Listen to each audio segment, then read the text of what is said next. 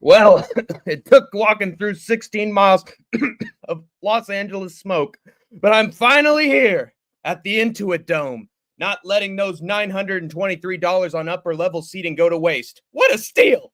Oh, look, the Titantron's showing the card for tonight. Oh, man, it's so stacked. I can't wait. Let's see. Azamat Bekoev, Billy Elikana, Rinya Nakamura. Who are you, UFC 311? I don't remember this place anymore. That's it. I'm going back into the smoke. It's better than watching those prelims. Holy shit. Splitty City Slickers. Welcome to the Split Decision Combat Sports Podcast, where Hank the Tank and the Idaho Fight Fan agree on occasion, concede on points, a time or two, but mostly disagree beyond human comprehension. And for this show, we've got a lot to disagree on, Idaho Fight Fan. There are a bunch of random short notice replacement fights, and if you can believe it, there are a lot of people picking the underdogs who are showing up on a few days' notice.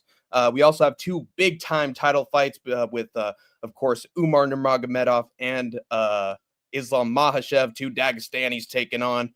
One of them a challenger, one of them a champion, but both heavy favorites going into these fights. But there are those lonesome few who are choosing the underdogs in those contests as well. And you never know.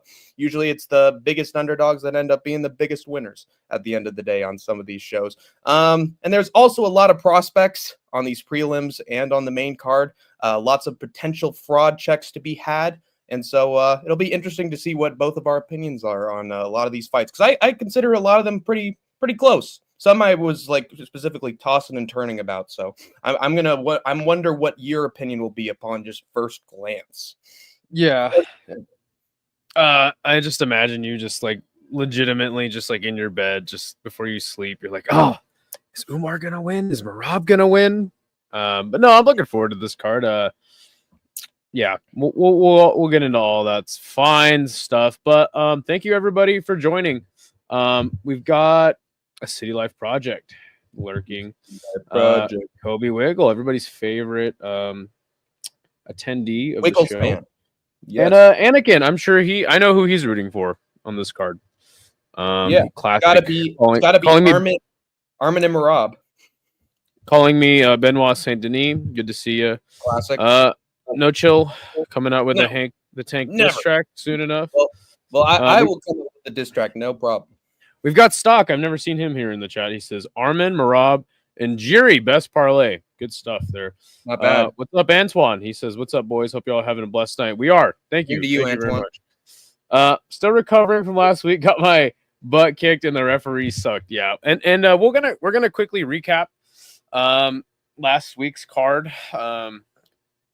Yeah, Hank, you want to get into that? Absolutely. I'll mostly try to go through what I considered highlights on this card. It was nice seeing Fatima Klein actually find her place in the UFC, going back down to, I believe it was strawweight, where she has been a champion and has been dominating in that weight class on the regional scene. And she did exactly what I thought she was going to do. Take Dudakova down, expert grappling, making sure to actually do some damage on top rather than just stay on top so that the judges can give the round to you. She actually knew that she had to make a pretty strong impression with her strawweight debut. And even though we didn't see the bloody butt from Victoria Dudakova, she spiritually slapped your coach was doing that at the moment. So Fatima Klein got it done. This was actually sort of shocking with Bruno Lopez just like pulling a Merab or a Holly Holm and leaning on MG cage. I did not have that on my bingo card, but it happened. And oh well, it sucks to suck, MG. Bruno Lopez is somehow still employed for the UFC. And then we had the excellent UFC debut of Jacoby Smith on Preston Parsons. I assumed that he was going to get like the TKO via grounded pound and show off his dominant wrestling that DC was glazing to high heaven. But no, he showed that he actually had a lot of KOs standing on the regionals, and he got to show it here against Preston Parsons. It really wasn't a great idea for Parsons to strike with this guy, but it ended up happening, and I'm looking forward to what Jacoby Smith looked fantastic, and on a Preston Parsons that I think came in like the best shape I've ever seen him come in. So yeah, definitely very impressive. Stock says, "Yo, tell me a bit about your channel. I'm new here. Do y'all just do UFC?" No, sir. We do it all. Anything of note that's happening in combat sports, we're covering it over here. So Yeah, including boxing, Muay Thai, Japanese MMA, ONE FC, the regionals with Hank the Tank. We do a lot. good to see you, Pulse. On the AM, good to see you. He says over under 10 times that Skatesman gets mad at Hank. Who's Skatesman? It's Fight Fan. It's the fight fan. I'll say under. 10 times is a lot. Yeah. That's why I don't do fight companions with Hank. Jacoby, don't call me Jacob Smith. That one is directed at you because there was a comment under our preview and pick stream that was like, for the last time, it is Jacoby, it is. So yeah, name is validated. Jacoby Smith versus Chiesa for Battle of the Seattle. So yeah, that sounds pretty good for Nirvana's Love. And then thank God Tulio did exactly what we thought he was going to do and absolutely demolished Ihor Peteria. I hope this is his last fight in the UFC. I really do. I hope he's just. I hope the Ihor Peteria experiment is over with because it doesn't make sense. But at the same time, the case can be made for Ihor Peteria to stay on the card or stay on the roster because this guy loses fantastically. Mm-hmm. Oh God, and I'm gonna skip that one just to make my point. Speaking of getting finished fantastically, Uros Medic gets knocked out in less than a minute by Punahele Soriano, who basically does his best Derek Brunson impression and just bum rushes Uros, and it works. He just finds the right hand and puts him to sleep. So I'm happy for Puna because he needed a good win. Yeah, every time I find some faith in Uros Medic, it just goes right out the window. So don't know if I can ever pick him again. Also, we should have known the blueprint for beating Jose Johnson from that Damon Blackshear fight. Just take him down and sub him. And Felipe Boone just got on the ground with Jose Johnson and just found that armbar, by the way. And that was a hard armbar to get. I swear he locked that in like 3 times. And the third time was the charm with the submission. So congrats to him. Christian Rodriguez does a fraud check of Austin Bashi. Although I will say Bashi is a very resilient kid who was able to get the back several times. On Christian Rodriguez, he just could not finish him. He's too small for that division. And just like Raul Rosas Jr., Christian showed that his, advantages in height and weight were on full display. And that's what won him yet another fight against a prospect. So if you are short, beware of Christian Rodriguez. What does Antoine Willis say? He says Crazy Ihor went from 19-2 to 21-8 in the UFC. Can't change his record.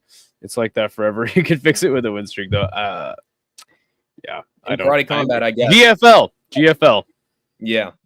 And then this is where we get into the really fun stretch of the card with Roman Kopylov having an awesome back and forth war with Chris Curtis. Both men completely wobbled each other. They wobbled each other, you guys, not with kicks, not with knees, but just with big hooks that were just putting them both off balance. I really thought that Roman Kopylov was going to lose after round 1 because somebody in my chat, I think it was Denial, made a great statement that whenever Roman Kopylov gets damaged or like it gets hit with the big shot, like he has a terrible poker face. So you could just tell when there's pain, he's dealing with pain because his face is just sort of showing it.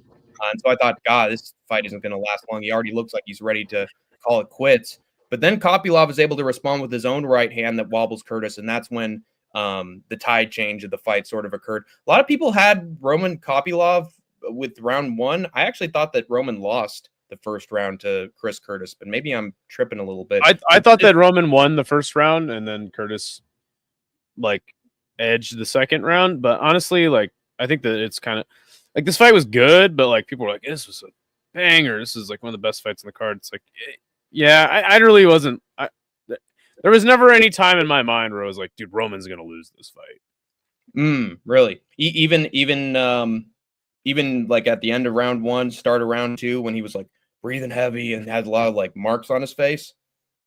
No. And yeah, well, Roman is a Terminator, and dude, I'm so glad we got vintage Roman Kopylov with that big head kick at the end that wobbled Curtis. Just shows why we like Roman in the first place. But maybe one of the most controversial moments of the entire card. A lot of people did not like that stoppage from referee Mark Smith. Would you concur with their statements, or do you think, wouldn't have mattered anyway? You still would have won on the scorecards, this or that on technicality. But it was still stopped pretty early, and the ref sort of panicked a little bit. The most important thing is that the right man won, in my Yeah. opinion. As far as the referee's stoppage, I mean, there's a classic fight in boxing with Meldrick Taylor, Mm-hmm. where he got stopped with 1 second left in the 12th round up on the cards. And, it's like, should the referee care about how much time is remaining on the card? If the referee sees what he sees and he thinks that the fighter is unable to intelligently defend himself, he has the Mm-hmm. right to stop the fight. I mean, I do think it was early, obviously. It Right. does suck for Chris Curtis. Here's a guy who was called up late to step in on a PFL fight. As Larry says, like, I thought he said, he had a headbutt. You know what I'm saying? No contest. So just sort of a unlucky draw from Chris Curtis, but I don't think that Mark Smith. I don't think we should like get torches and pitchforks and like go to Right. Mark Smith's door for this. I don't think it was the worst stoppage ever. Not villainize him, like Chris Tognoni should be. But then we had a crazy 1-round fight between Cesar Almeida and Abdul Razak Al Hassan. I'd say that Abdul was getting the better of the boxing exchanges for most of these because he knew that he had 1 round to let everything go because eventually he would gas or he would quit, like I predicted. And so he's like, I'm going to leave it all out there at the start of this fight. And I thought that Abdul Razak Al Hassan was going to get the knockout when he got that 4-punch combination on Cesar Almeida before Almeida just shoved the arm down, left hook, and just put him right out. That was my craziest reaction to the whole freaking show. It was absolutely insane. Didn't see it coming in a million years.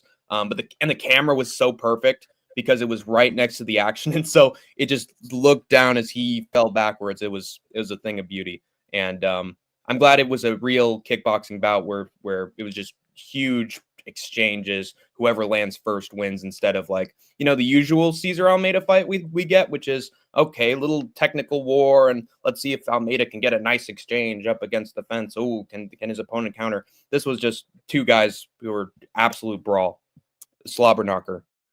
Yeah, good knockout for him. Definitely the leading fight knockout of the year. But I mean, poor Abdul Razak Al Hassan, like another guy who loses fantastically. I've seen this guy get stiffened up, I think, by Chaos Williams and seized out. It's not his worst knockout loss, but CTE adding up on that guy. Yeah.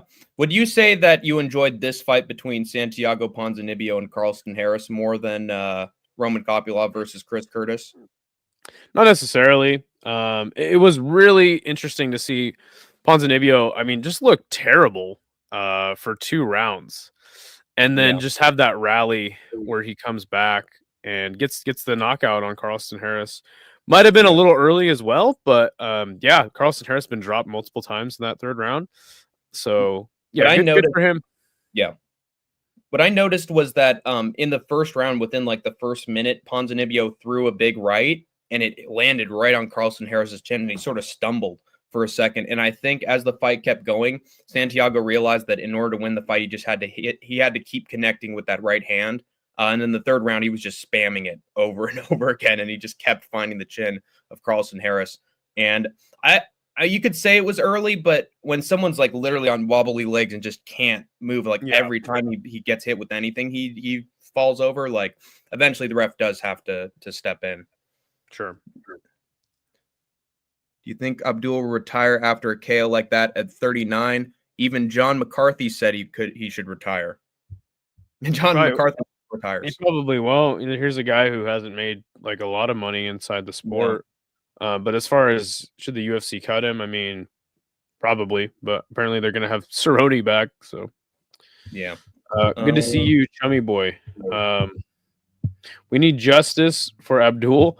Abdul versus Brundage 2 would be dope. After Brundage, yeah, I don't know about dope, but we got some nice compliments from No Chill, by the way. I really like the intro with Seika Izawa, the GOAT, and Nate the Train for Hank. Yeah, it works both ways for us. That's all 5 of our favorite fighters.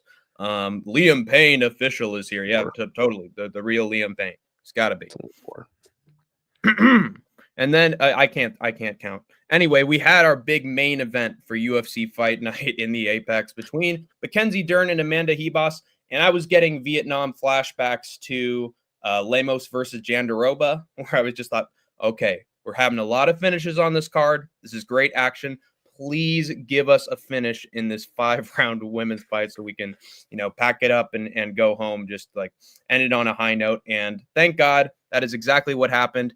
Would have been nice if it was round 1 or round 2, but hey, we got there, and Dern is a submission specialist, I guess, if Ribas is on the ground for long enough. I should have seen it coming with the Rose fight that Ribas would not do so great on the ground, but regardless, she was able to lock in that armbar and just outmuscle her for the submission. I should have gone with my gut, but I will do so more in the future. So there you go. But yeah, so I think that this is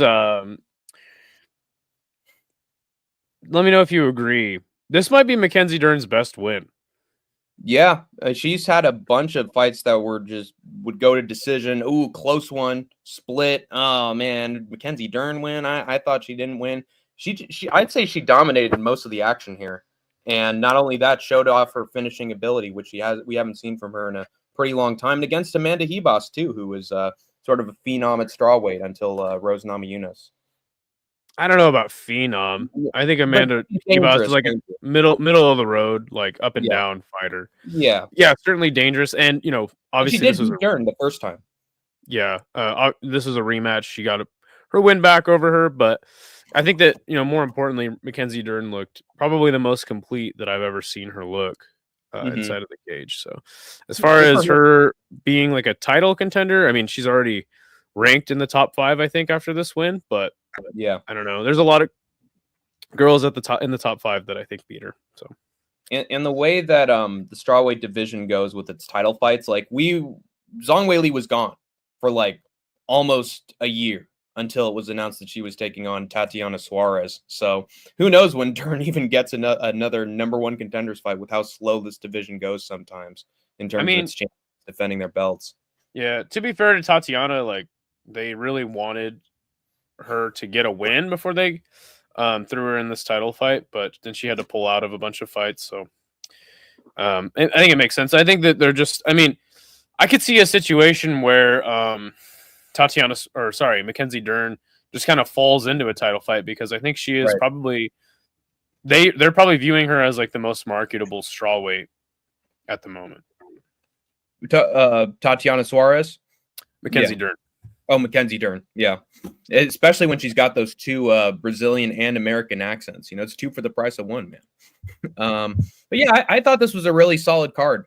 I enjoyed it. Like it's one of those cards that's sort of a little boring at first, but then it starts to grow on you, and then it hits its hot streak. And I'd say it never really let up for like 4 fights. And ironically, that was the stretch where I thought we were going to have the least amount of finishes. So just complete bizarro version of how I had the card going. I'd give it probably an 8.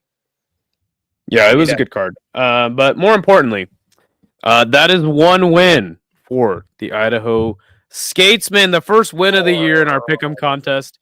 Hank's just over there dying. So yeah, we're gonna keep it rolling, even with the 15-point deduction because I did not save my picks. Boo! Doesn't matter though. Still won. What is up, Chummy Boy? He says, I'm surprised Merab is fighting again so soon. I thought the UFC crowd didn't like him that much. Yeah, and we'll get into that. Antoine says, as long as Ribas stays around the top 5, she can get a title shot. Dern becomes champion because they could have a trilogy and then would love having these 2 ladies on a pay-per-view co-main. So he'd pull a Marlon Vera, basically. Yeah. JVD, good to see you. So yeah, let's do it. Let's get over.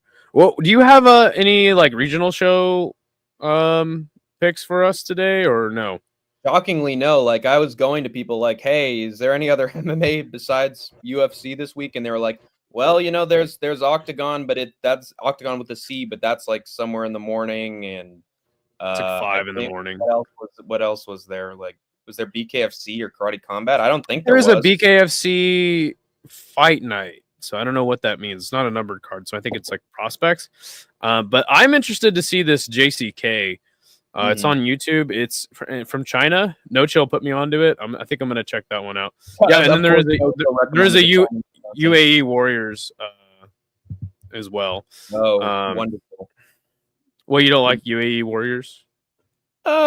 I think they definitely have had some good prospects. Actually, no, they haven't had good prospects enter the UFC. I guess that's my point. There's a bunch of UAE Warriors guys who have been in the UFC, and they're like, sort of the middle or the bottom of the barrel for the lighter weight classes. They just get stomped out, and they're basically there because, oh, well, that works out for, the Abu Dhabi crowd or the Saudi Arabian crowd, and then they just get slept. So not the best talent pool, in my opinion.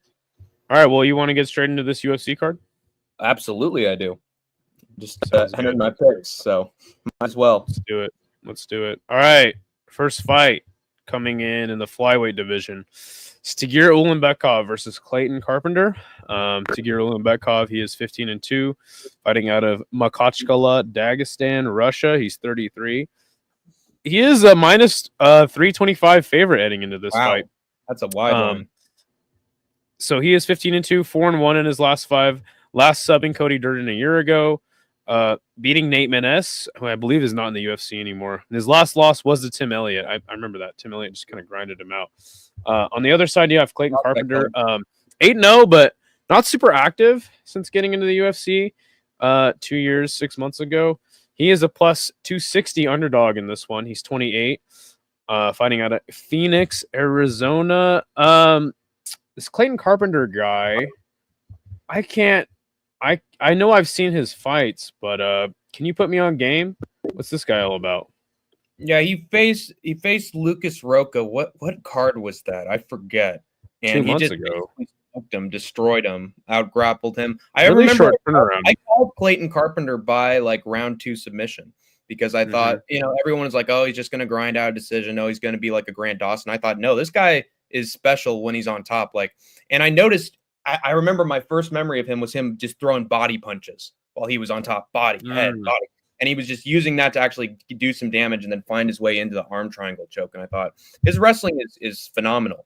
I wonder what his ceiling's going to be. And then they just put him up against a ranked flyweight out of the blue, like just huge jump up the rankings for Clayton Carpenter. I think he's only had like 2 fights for the 2 fights on the main roster of the UFC. And then he won a contender.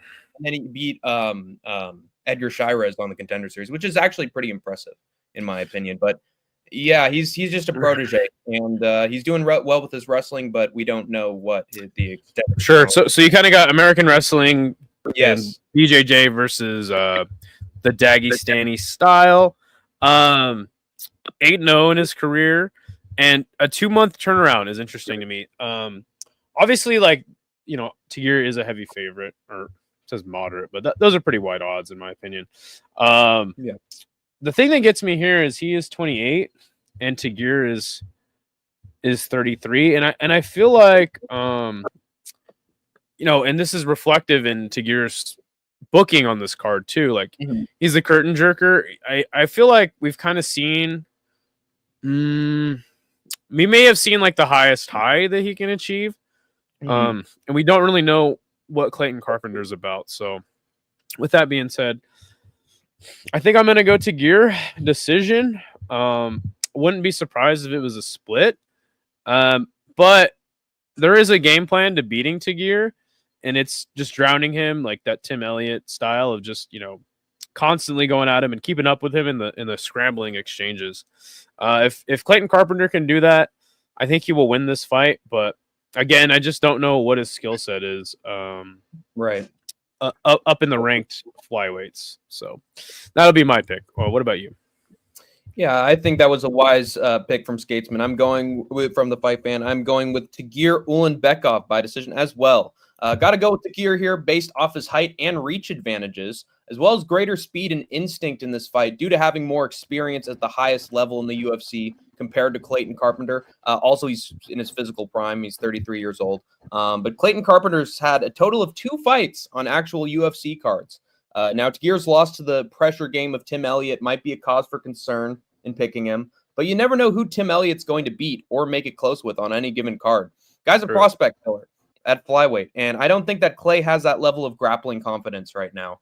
Plus, Tagir managed to choke out All-American Cody Durden. So that tells me that Clay won't be presenting him with anything he hasn't really seen before. He's also an American wrestler. The young kid's excellent on top. Definitely no Jones. But Tagir can easily sprawl and end up on top instead.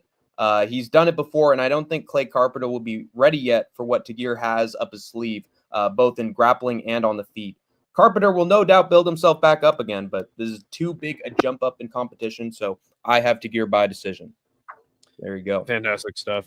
Looks like we got some more people in here. We got Haunter. Good to see you. We got Musical. Good to see you too. Musical. And Useless. Good to see you. I sub on points. And everybody's picking Tagir, it looks like. This is a crazy comment from Chummy Boy. If Jamal Hill better win, if he loses, he'll get Drake levels of hate after all the cope. Well, he's not harboring any creepy predators in his home. At least I wouldn't think so. Just fight fans like maybe. I'm faded then a hope. Wow, that's insane. By the way, Andrew B, our loyal mod, is here in the Split Decision live chat. Just quick stop to see you guys and saying hey and thanks.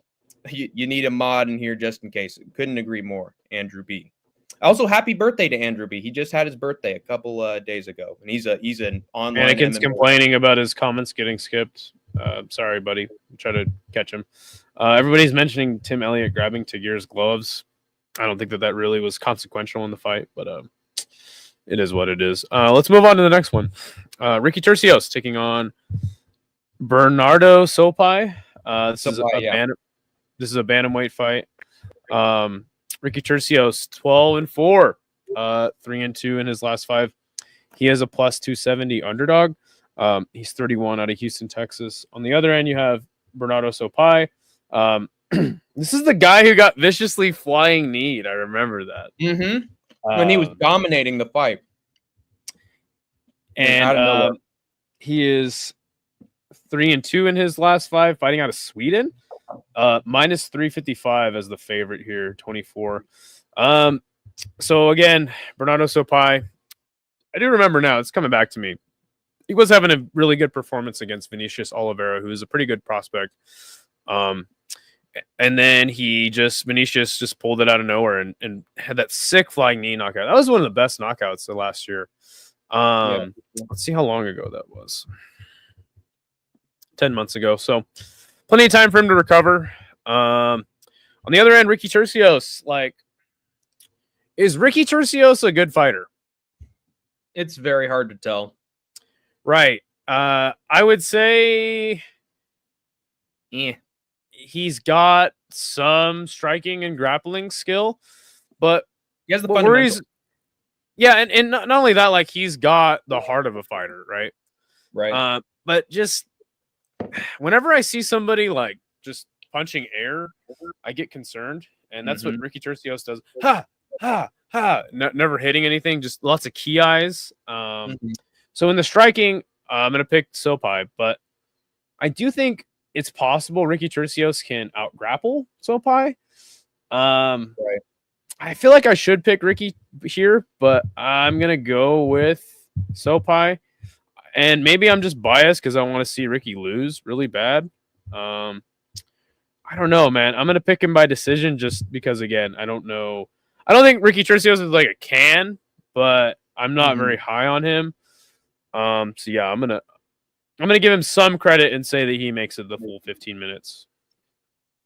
Yeah, and I would agree with you. I'm going with Bernardo Sopai by decision. It's very tough being a Ricky Tercios fan in 2025. The second MMA guru has underdelivered in too many fights for me to pick him here. And even when he does deliver, like against Raul Rosas Jr., he gets out wrestled and choked out for his troubles. Bernardo Sopai, who was putting on a wrestling masterclass against Vinny Oliveira before the 3rd round in that flying knee, is young, and I'm going to assume improved since that tough loss. God, it feels like I'm getting deja vu right now with this pick. What's happening? Oh, yeah, this fight was supposed to happen on Fight Night Magny versus Prates, but got canceled and rebooked, and I picked Sopai the first time. Well, if it ain't broke, don't fix it. Give me the bar of soap to clean up Tercios, no diddy, over 3 rounds taking him down at will, just like he did Oliveira, with even less threat of meaningful offense on the feet, because again, like Idaho Fight Fan said, Ricky Turcios just punches at air, and no fluke round 3 knockout to be seen. Just like Simba, the Lion King is not destroying evil Uncle Turcios, but letting the other starved hyenas finish him off afterwards. So give me Sopai by decision. Good stuff. Very interesting nickname. Could I read some comments real quick? Yeah, I wanted to read this one really quick. No Chill says, so awesome to see 13 people in here. Consistently proud of you guys. I feel like that's a sneak diss. Low-key. What about you? I think he's seen us from the start. I think he knows that we've had, 4, 5, 6 people in here at a time, sometimes for streams. And so he sees that we're making a community, but it's also a sneak just because there are times where he's just been like, oh, and by the way, we just surpassed Skate Tank MMA today. When I was in the chat and he knew that I was in there and he said it anyway. I mean, that was mean of him. But, it's good to have friendly competition because it helps both sides grow. So, you know what? That was the diss. That was the diss he had right the tank right there with that one. So there you go. Let's see what else do we have from the Splitty City chat. We got some no Diddy emojis from Cheddarhead. I could tell. Nice. Hey, Cheddarhead is making good use of our emojis so far. It's too bad they do not translate to the StreamYard whatsoever. Okay, I'm out. Too Smelly is your guy now. Oh, yeah, Too Smelly is in here, by the way, and he says we have a based stream this time around. Thank you very much, Too Smelly Fingers. Always good to see him in the Splitty City chat. A toddler could eat a Tercios overhand like it was nothing, like it was baby food, a choo-choo train right down the pipe. Wow. No, I'm not. I'm doing my soliloquy picks. Everybody hits up for 100 subscribers. Oh, yeah. Andrew B is close to hitting 100 subscribers with his fantastic shorts and his great charisma. So keep it up, Andrew B.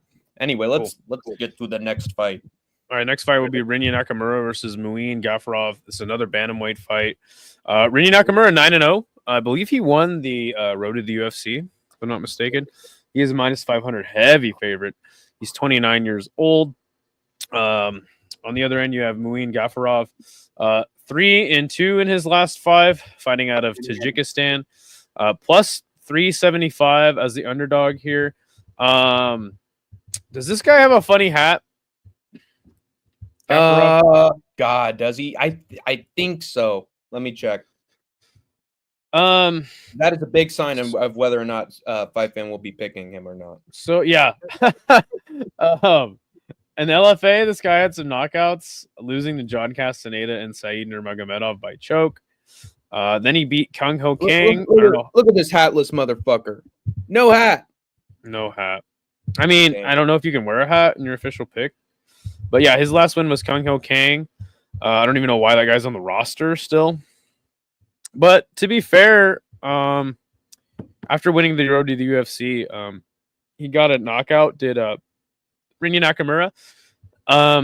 Then he beat Fernie Garcia, who I believe is not on the roster, and the man named Carlos Vera, who I don't know who that is. And again, another 2 fighters where I'm like, I'm sure I've seen their fights, but I couldn't tell you.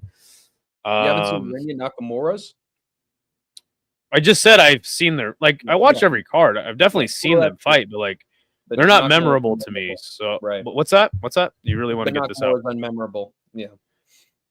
Yeah. I mean, like I said, I just don't.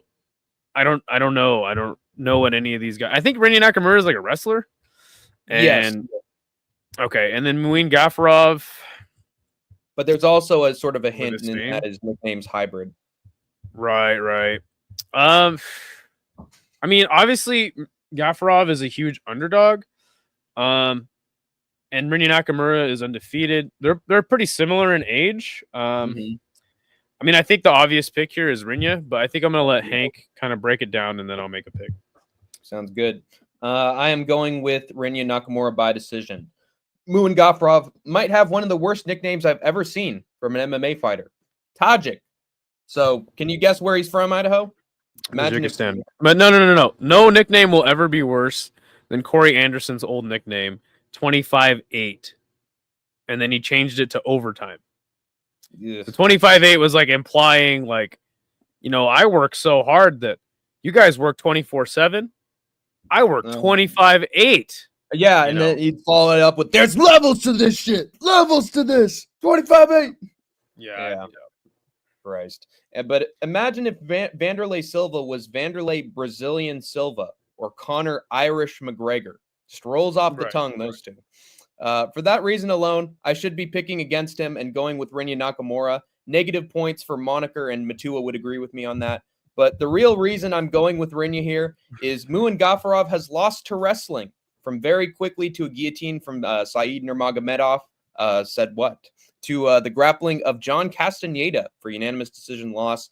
Not a good look if you ask me. Rinya is honestly horrific and quite boring as he's been ever since his rare knockout of Toshiyama Kazama. And that's sure aged like milk, by the way. Even that guy from Cyprus almost knocked that dude out. He should still just ragdoll Gafarov here and scramble all over the place on top of him. No diddy. Looking for a submission or a TKO and somehow not finding it for 15 whole minutes. Again, hybrid my ass. If he is a hybrid, he's missing his lithium battery. So give me Nakamura by decision yet again. No whammies. Shinsuke would be ashamed. Not a fan of Nakamura. Not that much. I see that. I'm probably just going to go the same exact way. But we got a member in here. We've got Euphoric Notes. Good to see you. Yes, sir. The Goose Man himself.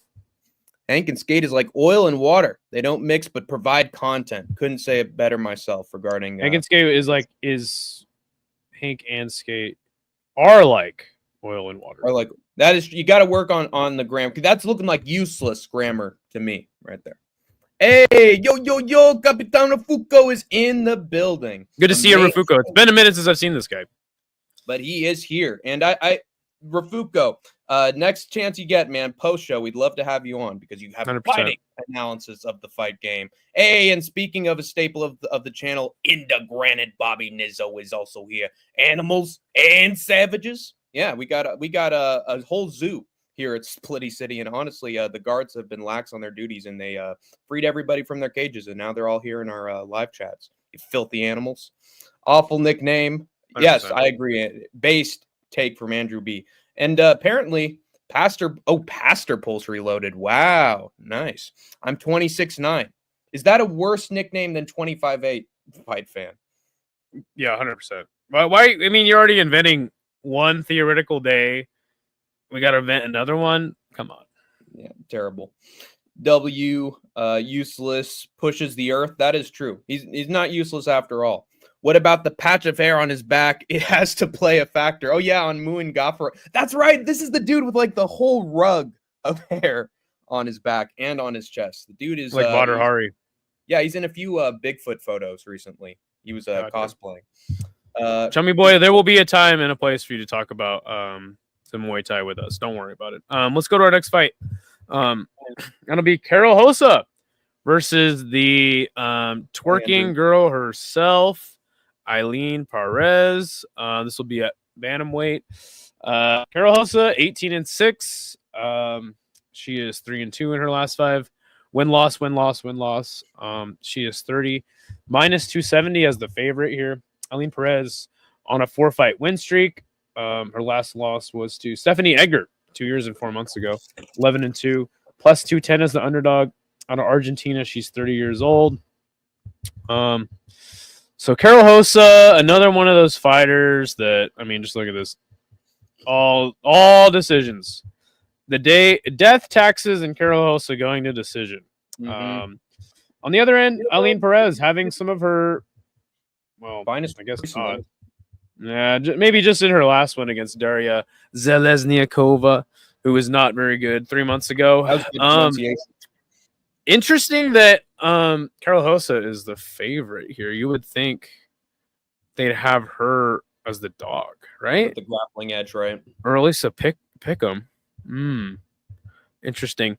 I think Eileen Perez is hot right now. No, I'm not saying that her disgusting twerking at the end of every fight is. God, no. I mean, she's hot, but yeah, she's on a 4-fight win streak.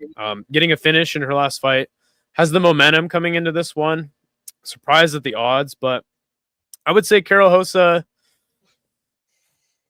Gosh, I mean, when you look at it, like she beat Pani Kianzad. I actually rate that win highly.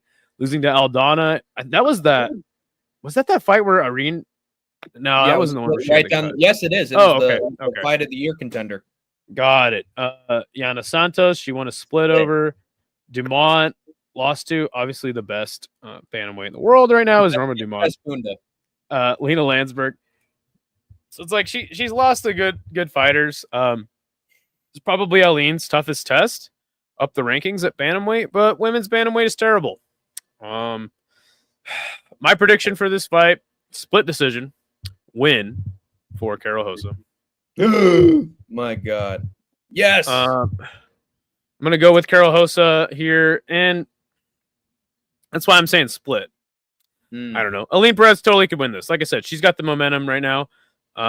But I think Carol Hossa will be her toughest test. So give me Carol. Glad Hossa. we have a splitty city on this card. Split decision here. The title of our channel. I am going with Eileen Perez by decision. This one's going to be a nail biter, folks, and not just because we have to see Eileen Perez shake her nasty bunda if she wins again. This will be a very close fight, as I could easily see Cara Rosa just outlanding Perez to win a few rounds and steal the win. However, I think Perez's wrestling is just excellent, and it was on full display, just like her career 90% of the time post-fight, against both Jocelyn Edwards and Daria Z. I refuse to pronounce her last name, and that's saying something given I never do that. Daria Zalesniakova. There, you happy? It's fun to say. She outgrappled Zalesniakova. Yes, my brother. She outgrappled them both, and she's gritty and grody enough to eventually find that takedown on Cara Rosa, despite the onslaught of punches, and just do major damage on top. Her striking offense on the ground is highly underrated. This won't be a huge back-and-forth stand-up war like Rosa versus Aldana was. Bless that fight. It'll be stand-up versus grappling. Who wins it, and usually the wrestler, people. So I'm going with the wrestler in this one. However, I do respect Rosa's resilience enough to say Perez doesn't find the finish. Just a unanimous or split decision win, and just awkwardly timed twerking after that. Please don't bring the kids to your fights ever again, Fiona Perez. We don't want to see a replay of Shrek 3. So there we go. Wow. But it's going to be a split, according to both of us. So that'll be an interesting one. Pulse says he legit got ordained. Congratulations. Bravo to Pulse.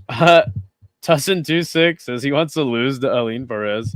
Note says if Perez can keep her down, she's dead. Dead. Game over, man. Game over. We'll see. Next fight will be Zach Reese versus this man named Azamat Bekoev. This is taking place at middleweight. Zach Reese, 8-1.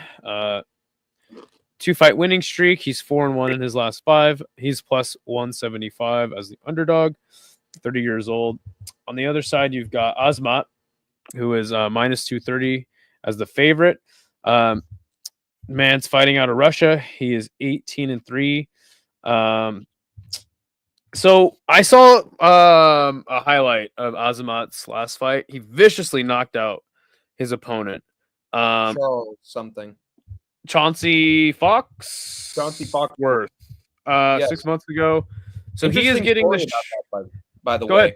I was in City Life Project's chat as this fight was happening, and a good friend of Chauncey Foxworth was actually there rooting for his buddy. And then it just sucked that we had to break the news to him that he got brutally knocked out by Azamat. So that memory will always stay there with me. We comforted him during that rough patch. So you want to be a fighter. With that being said, I think that this will be a swanging and banging affair here. I wish Tapology would let me pick, like round 1 KO, and then I could get points. But that's not how this show works. It's not how Tapology works. You got to make a pick. Now, is Zach Reese good? Sometimes he's very good. Against Julian Marquez. Yeah. Other than that, I don't know. I don't know if this guy's good. Honestly, this is kind of a toss-up to me. I think it's just whoever lands that blow. So yeah, I'm gonna have to probably go with Zach Reese with a KO second round just to be safe. Oh gosh, I have no idea who's gonna win this fight. Oh my gosh, give me Zach Reese. Oh my god. Okay, you know what? Final answer. I think I'm gonna. No final answers. That's a different show. Stay tuned for Sunday's MMA I draft. wish, dude. Please. What's that? I wish, man. I wish it could be like final answer. And here's Hank's absolutely opposite pick. Too late. No whammies. No backsies. Yeah, I'm gonna just go with Zach Reese by decision. But again, I think this is a toss-up. All right. I'm going with Bekaev by decision. I'm just going with decision after decision after decision. You'd think I was the Idaho fight fan picking these fights, but I am not. I am Hank the Tank. I tossed and turned regarding this short notice ass matchup. And that's usually a sign that I should pick the underdog in the fight. So I will. Azamat Bekaev not only has grappling ability, which is why a fair amount of Tapology predictors are picking him, but his striking also looked pretty developed against Chauncey Foxworth, with most of his damage in that fight being done on the feet. At a base level, he could get Zach Reese down and control him for 2 out of the 3 rounds. Or as the fight keeps going and the one-punch power of Zachary's pizza begins to fade after round 1, maybe Azamat pulls off what Jose freaking Medina almost did and beat the brakes off of Zach Reese enough to either secure a 3rd round in the win or even knock out Reese in his lanky, uncoordinated body towards the end of the fight. Reese looked janky and tense against Jose Medina in the later rounds, a fighter he was fully prepared for, by the way, not short notice. Makes me think that Azamat has more than a chance against him. He actually stands to win if he successfully mixes in striking with his takedown attempts. And with how Cameron Smotherman did against Jake Hadley recently, I'm going out on a limb and picking the short notice replacement by decision, though a late fight stoppage is also very possible. The Kingpin's lifting up and slamming down Zachary's and out-savaging the Savage. So give me Bekaev in a like shock upset. 5 people have commented Reese is the underdog. Yeah, I just read it out too, but good to see you, Paradox. Good friend of the channel. Tussin says Reese looked good in his last fight, and this Azmat guy went to a split decision with Dylan Bucka. It's just funny that you would be like, oh, Reese looked good in his last fight, but this guy went to split decision with Dylan Budka. It's like, yeah, but Azmat looked really good in his last fight too. So going off of that logic, and honestly, I don't think that Reese looked that great against Jose Medina. I think round 2 onwards, he was starting to get pieced up and was on the back foot for most of that thing. So, but even if he looked good against Jose Medina, it's like, yeah, it's Jose Medina. Like, not to mention the fact that middleweight is a terrible division, one of the worst divisions in the sport. So, I don't know. Tussin 2-6 says it wasn't in the UFC though. Yeah, but like, does it matter? Like, it's low level fighting, like high level LFA and low level UFC, same thing, my friend. Some people were picking Dylan Budka against Cesar Almeida once upon a time, and we would know because we picked. I picked Dylan Budka when Idaho and I were first on Big Red stream. So yeah, Dylan Budka, the great Dylan. Oh, Budka. LFA sucks. Whoa, that is a. Wow. That's a hot take. No, that's a terrible freaking take. I loved it. Even when it went to Santa Cruz and it didn't have too many finishes. It was fucking awesome. It is a fantastic experience, and you get front row seats, and it's great. I mean, I've always been a proponent of like nobody cares about LFA, but that doesn't mean the organization just flat out sucks. Yeah, it has a higher finish rate than the UFC as well as several other major promotions. Cheddarhead says Boont Gang dropped out. That's so funny. Hey, look, man, you're entitled to your opinion. If you don't like LFA, that's fine. It is not. I'm just saying there's a reason why so many fighters from LFA end up in the UFC. So yep. They're solid ass, and not only are they a solid ass promotion, they've been to multiple regions to do their shows, like Brazil, Texas, California. They get good fighters from everywhere. So, and have your opinion on whatever fighter you think is going to win. I think this is personally a toss up. Could totally be wrong. Ryzen has more potential, but fair enough. Well, we saw that with Kaya Sakura. I would argue that Ryzen fighters get cleaned up in the UFC. No, I mean, and then. You're saying Ryzen has more potential. While it is definitely the most fun organization. As a promotion, remember when Bellator, they had Bellator versus Ryzen and like none of the Ryzen fighters could beat them? Yeah, now Bellator's dead. So what does that say about Ryzen? No, and Kai had a good performance, Anakin. I'm just saying, like, it's not. I mean, are we gonna really sit here and have this argument of like, dude, Ryzen, their fighters have more potential? It's like, no, they don't.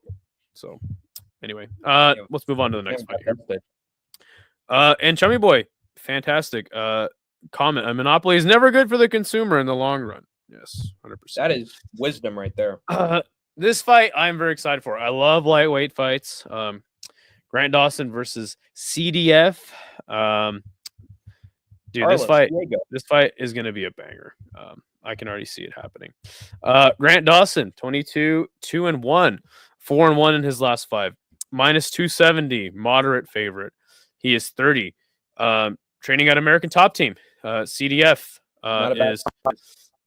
is 2-3 in his last 5, 19-5 is his record, which is actually kind of crazy because this guy's been fighting for so long. He's 40, fighting out of Fortis MMA. Yeah, he had a lot of fights canceled. Did he? I don't know. How do you go 19-5? He had a losing streak and he got KO'd, and I think he just took some time off. Right. But he has been fighting for quite a while. Oh man, this is such a good fight, dude, and the odds are pretty close. I think Grant Dawson is the favorite. I think that's fair. And then just the fact that CDF is 40 now. CDF has had 2 fantastic wins in his last 2. Michael Johnson, not so much, but that Rebecca win where he just beat the absolute tar out of him. I mean, he beat the living death into Rebecca. Now, Ken Shamrock's proud of that one. Shout out to Ken Shamrock. It's just that, I want to pick CDF in this fight because I think that this is the kind of fighter that Grant Dawson will lose to. The problem is even though CDF beat Rebecca, right? Like I think that same CDF shows up here. He does the same thing to Grant Dawson, or similar. But you never know when a 40-year-old fighter is just going to fall off a cliff, skill-wise, and just get old overnight, right? I hope so. Man, this one is so hard for me because I think both men have a good case to win. We look at Grant Dawson's wins, though. They're coming over Rafa Garcia, Joe Selecki. He got knocked out by Bobby Green. Damir Ismagulov, who is actually a really good fighter. And Mark Madsen, just strictly a wrestler. Not the man. I kind of want to just take the shot in the dark and go CDF, but I think the more reliable pick is going to be Dawson by decision as well. If I was betting, I probably would throw some money. I would probably throw some money on CDF, but I think that we already know what Grant Dawson brings. Man, this is a tough one though. I seriously think considering CDF is a good option for sure. And I would agree with you. I think if I were betting on an underdog, it would probably be Carlos Diego Ferreira. But I'm still going with Dawson by decision. The only reason I'm picking Grant Dawson here is because I've never seen him gas before. Not even against Damir Ismagulov. Whereas Ferreira's last opponent, Mateusz Rebecca, gassed relatively quickly and then went into takedown desperation mode once he started getting pieced up on the feet. I feel like Dawson's more poised and precise with his takedowns and has enough patience on the feet to stay out of trouble and get the fight down to the ground when he needs to. Bobby Green, fluke KO is the one exception. He looked more mature against Joe Selecki and then mopped the floor with Rafa Garcia, though, through a more aggressive grappling offensive style that I think he's going to put to good use here against Ferreira. There's no slouch pretty much anywhere in that cage, which is why he's a good underdog to bet on. However, he's 40, Grant's 30, and the wheels have to fall off eventually, just like, Idaho said, where eventually someone goes past the prime and then falls off. I see Grant at the very least having success up against the fence, hurting Ferreira in the scrambles or getting the back at various points in the contest, enough to eke out a win. He only loses if Diego pulls a green and finds that massive overhand right that just puts him out. Otherwise, he's going to be bouncing another quarter off his beloved's behind, which would get you 50 cents, and that could pay for a stick of gum or a gossip magazine. I just remembered that. Great. And my wife is hot. And they showed her on the screen. He's got a butt so big you can bounce a quarter off that. That's thing. What he said. Yeah, that was actually really, really funny. Yeah, but again, CDF is a good fighter. I could see him winning this fight as well. I kind of am rooting for him as well. Euphoric Notes says Dambe Warrior Circuit has the most potential. Have you ever heard of Dambe? I have not. Is that a promotion in Africa? It is, but it's not a promotion per se. It's literally a martial art called Dambe, and it's like in a circle. And I think you can only strike with one hand, and you can throw kicks. Oh my god! One time, we watched it on Rush Hour, and it was the worst thing ever. But just some deep lore there from notes. Whamp, whamp, whamp, whamp. Our next fight will be Bogdan Guskov versus Billy Elikana. This is the short notice replacement for Johnny Walker, right? Oh, yes, he was supposed to face Johnny Walker, and then what was it? I think it was like a leg injury or an arm injury. Yeah, For some reason, yeah. Johnny's out of this. Yeah, which is probably good for him and his brain. Yes. But yeah, this will take place at light heavyweight. Bogdan Guskov, 4-1 in his last 5. 16-3 is his record. He is fighting out of Uzbekistan, but then it says Russia. That's kind of weird. He is a minus 330 favorite. I'm surprised he's not a bigger favorite. This Billy Elikana guy, he is 4-1 in his last 5, respectable. Plus 245 underdog, and he's 29. So just kind of browsing over Billy's record, this guy wins by knockout. Actually, in the PFL, he had 2 decisions. But his last fight in Lights Out Promotion, which I have actually watched Lights Out Promotion at a brewery in Minneapolis. Shout out to Isha, the City Life Project. And there was a guy who faced Junior Toffa at one point who was from Lights Out as well. I think he was like Scott something. And then he had a big back and forth. And both guys just like completely gassed out going into round 2. That guy was from Lights Out. That was a terrible fight. Terrible. But yeah, look, Billy, hope you have a good performance, but I'm going to pick Bogdan. I'm going to pick him by knockout.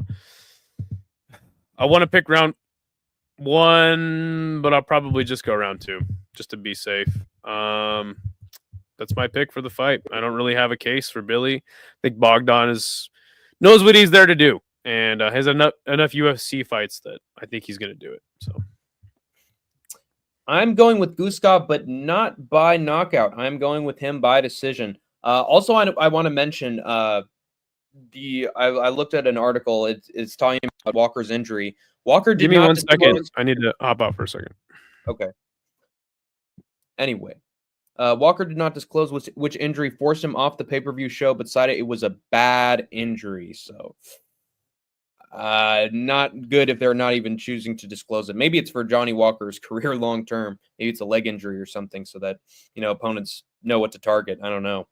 Rebecca definitely didn't do a good job of conserving his energy that fight. Yeah, I just think Grant Dawson's taller than Rebecca, better reach than Rebecca.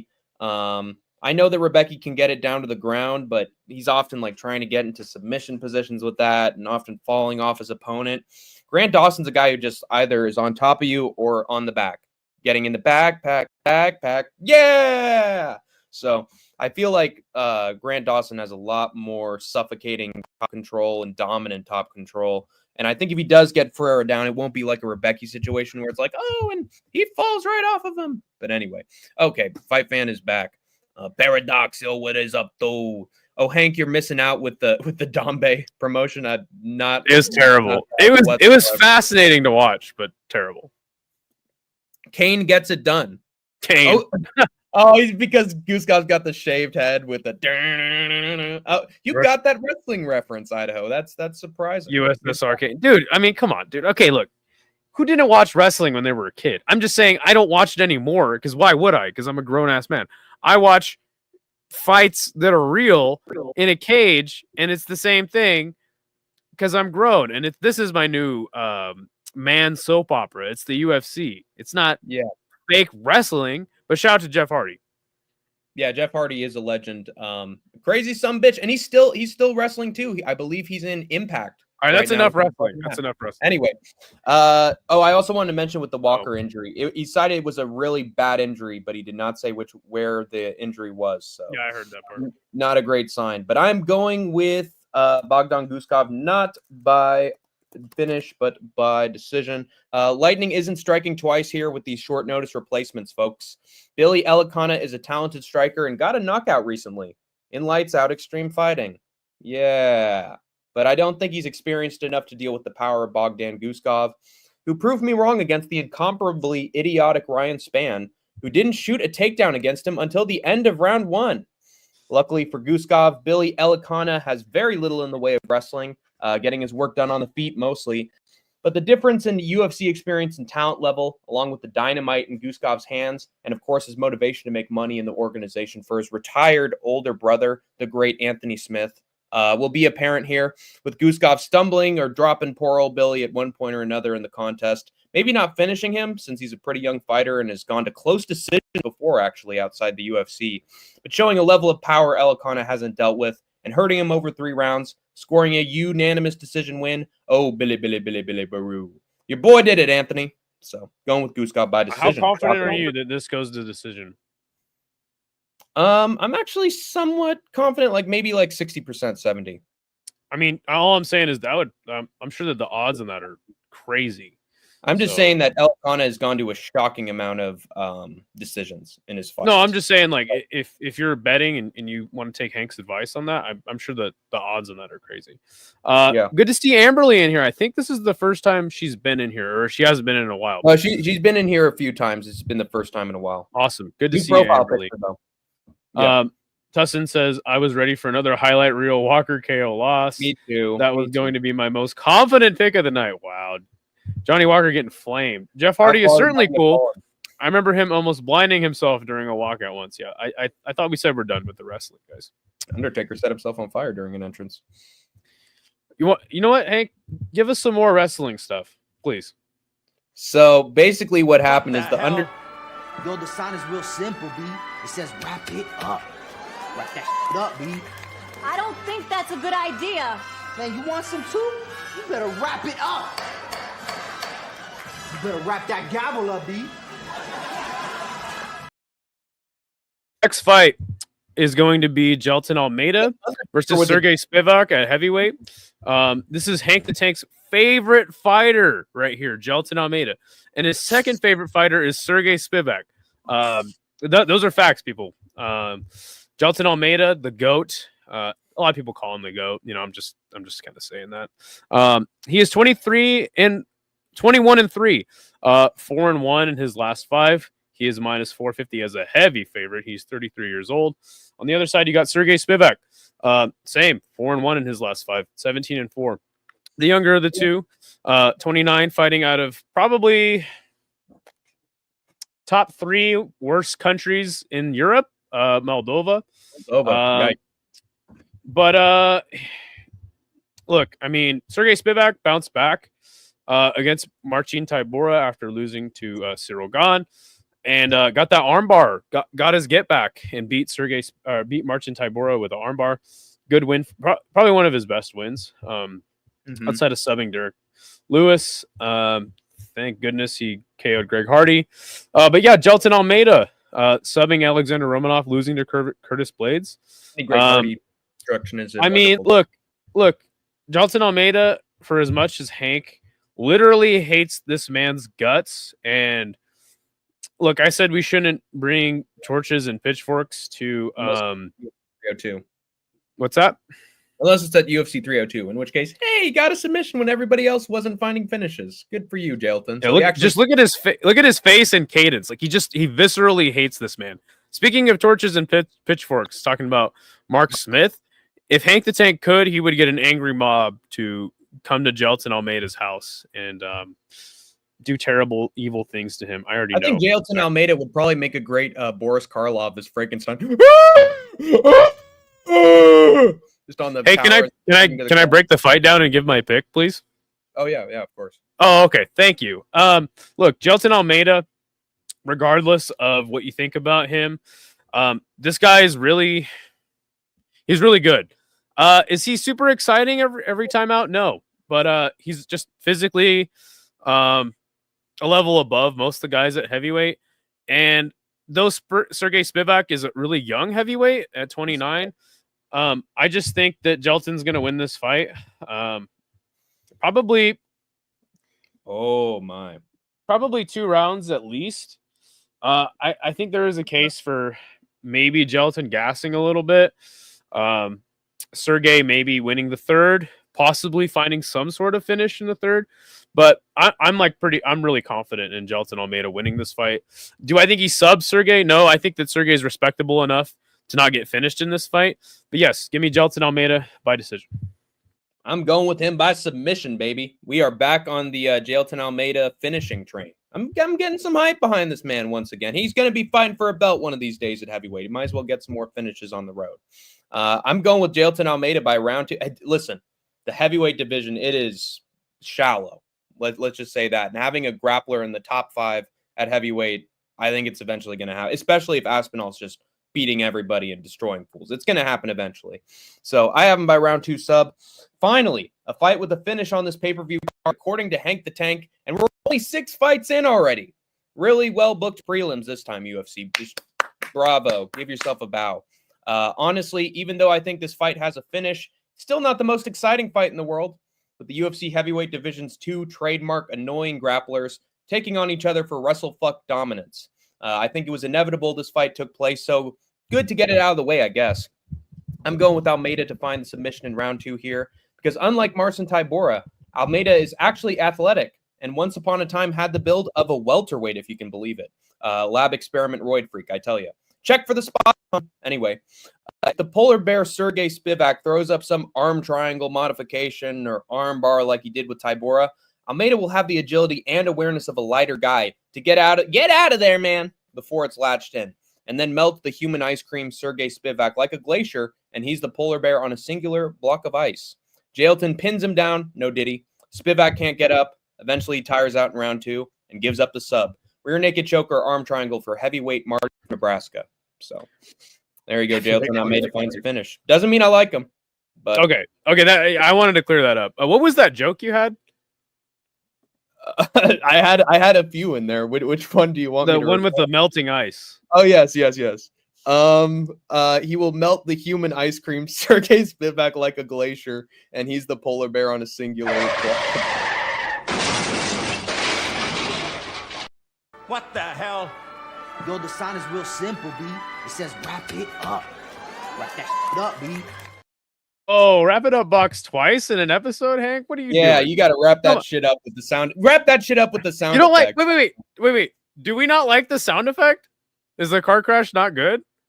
No, You don't like the car? I use it on you all the time. So I think that the audience should decide. Should we get rid of the car crash? See, it's a loop.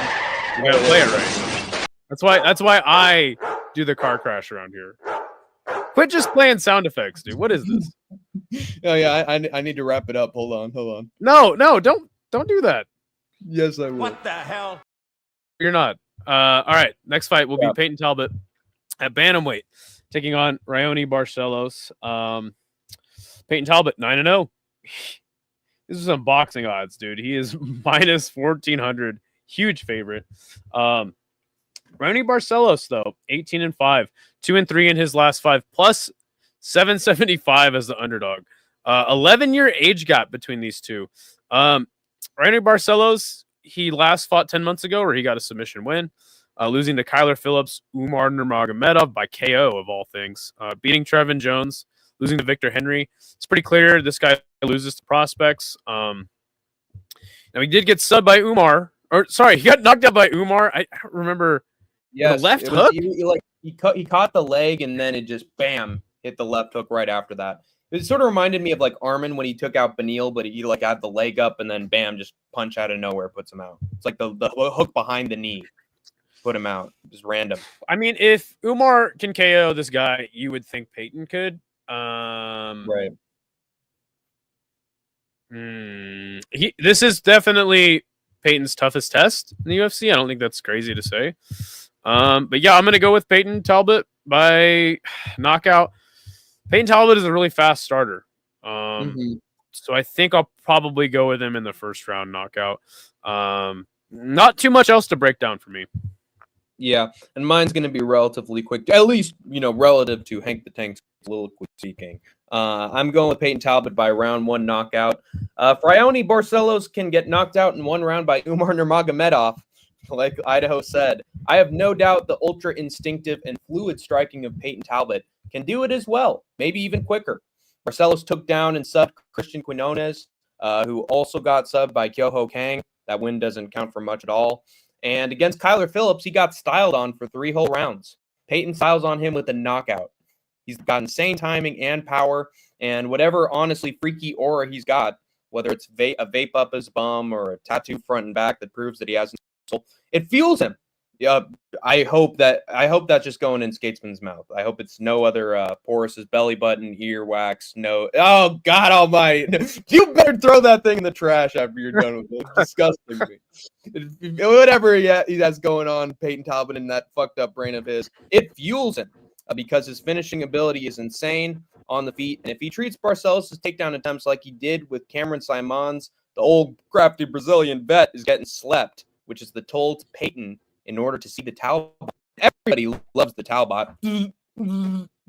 Trust. So we're gonna see the Talbot in round 1.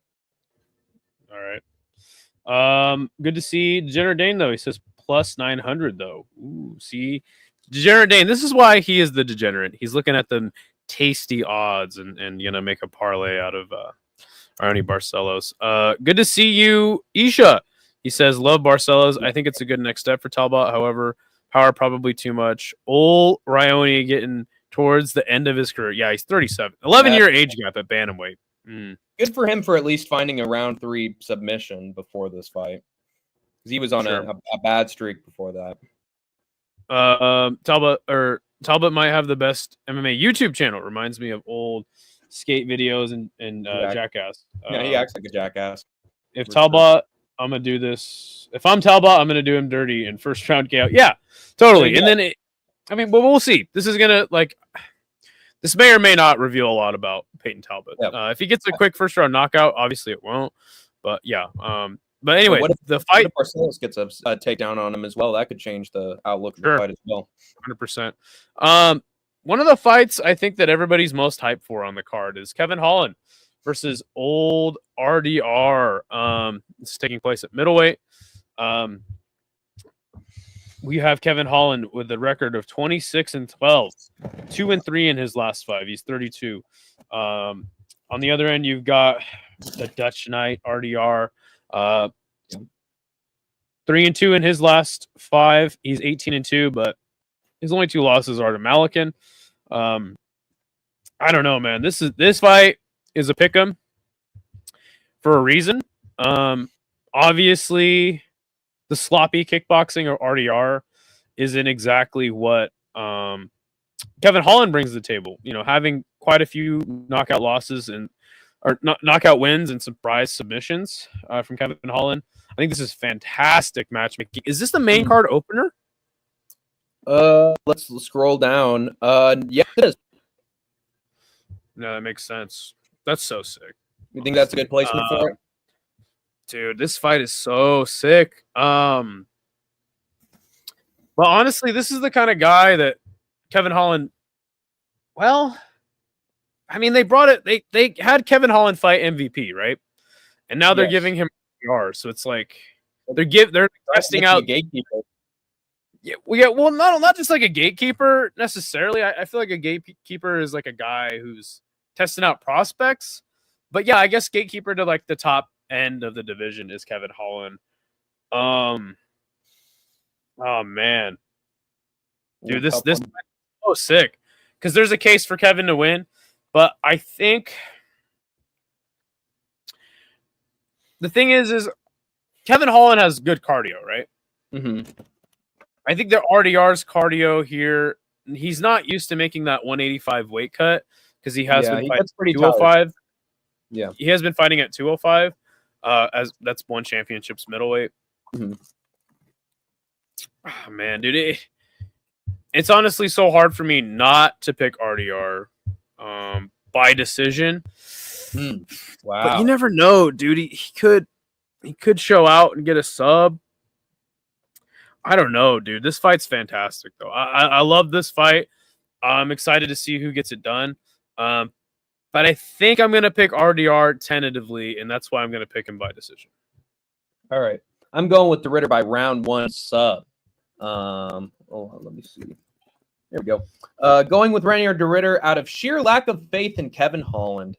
Even his last win against Mikhail Olegzaychuk, hate that last name, he got dropped before a broken armbar that Herb Dean stopped when Tony refused to tap despite getting his arm torn apart and was allowed to continue. Very interesting. Mikhail had better finishing instinct. Kevin Holland would be on a 4-fight losing streak right now. And against Roman Dolidze, regardless of the injury, he was not getting up.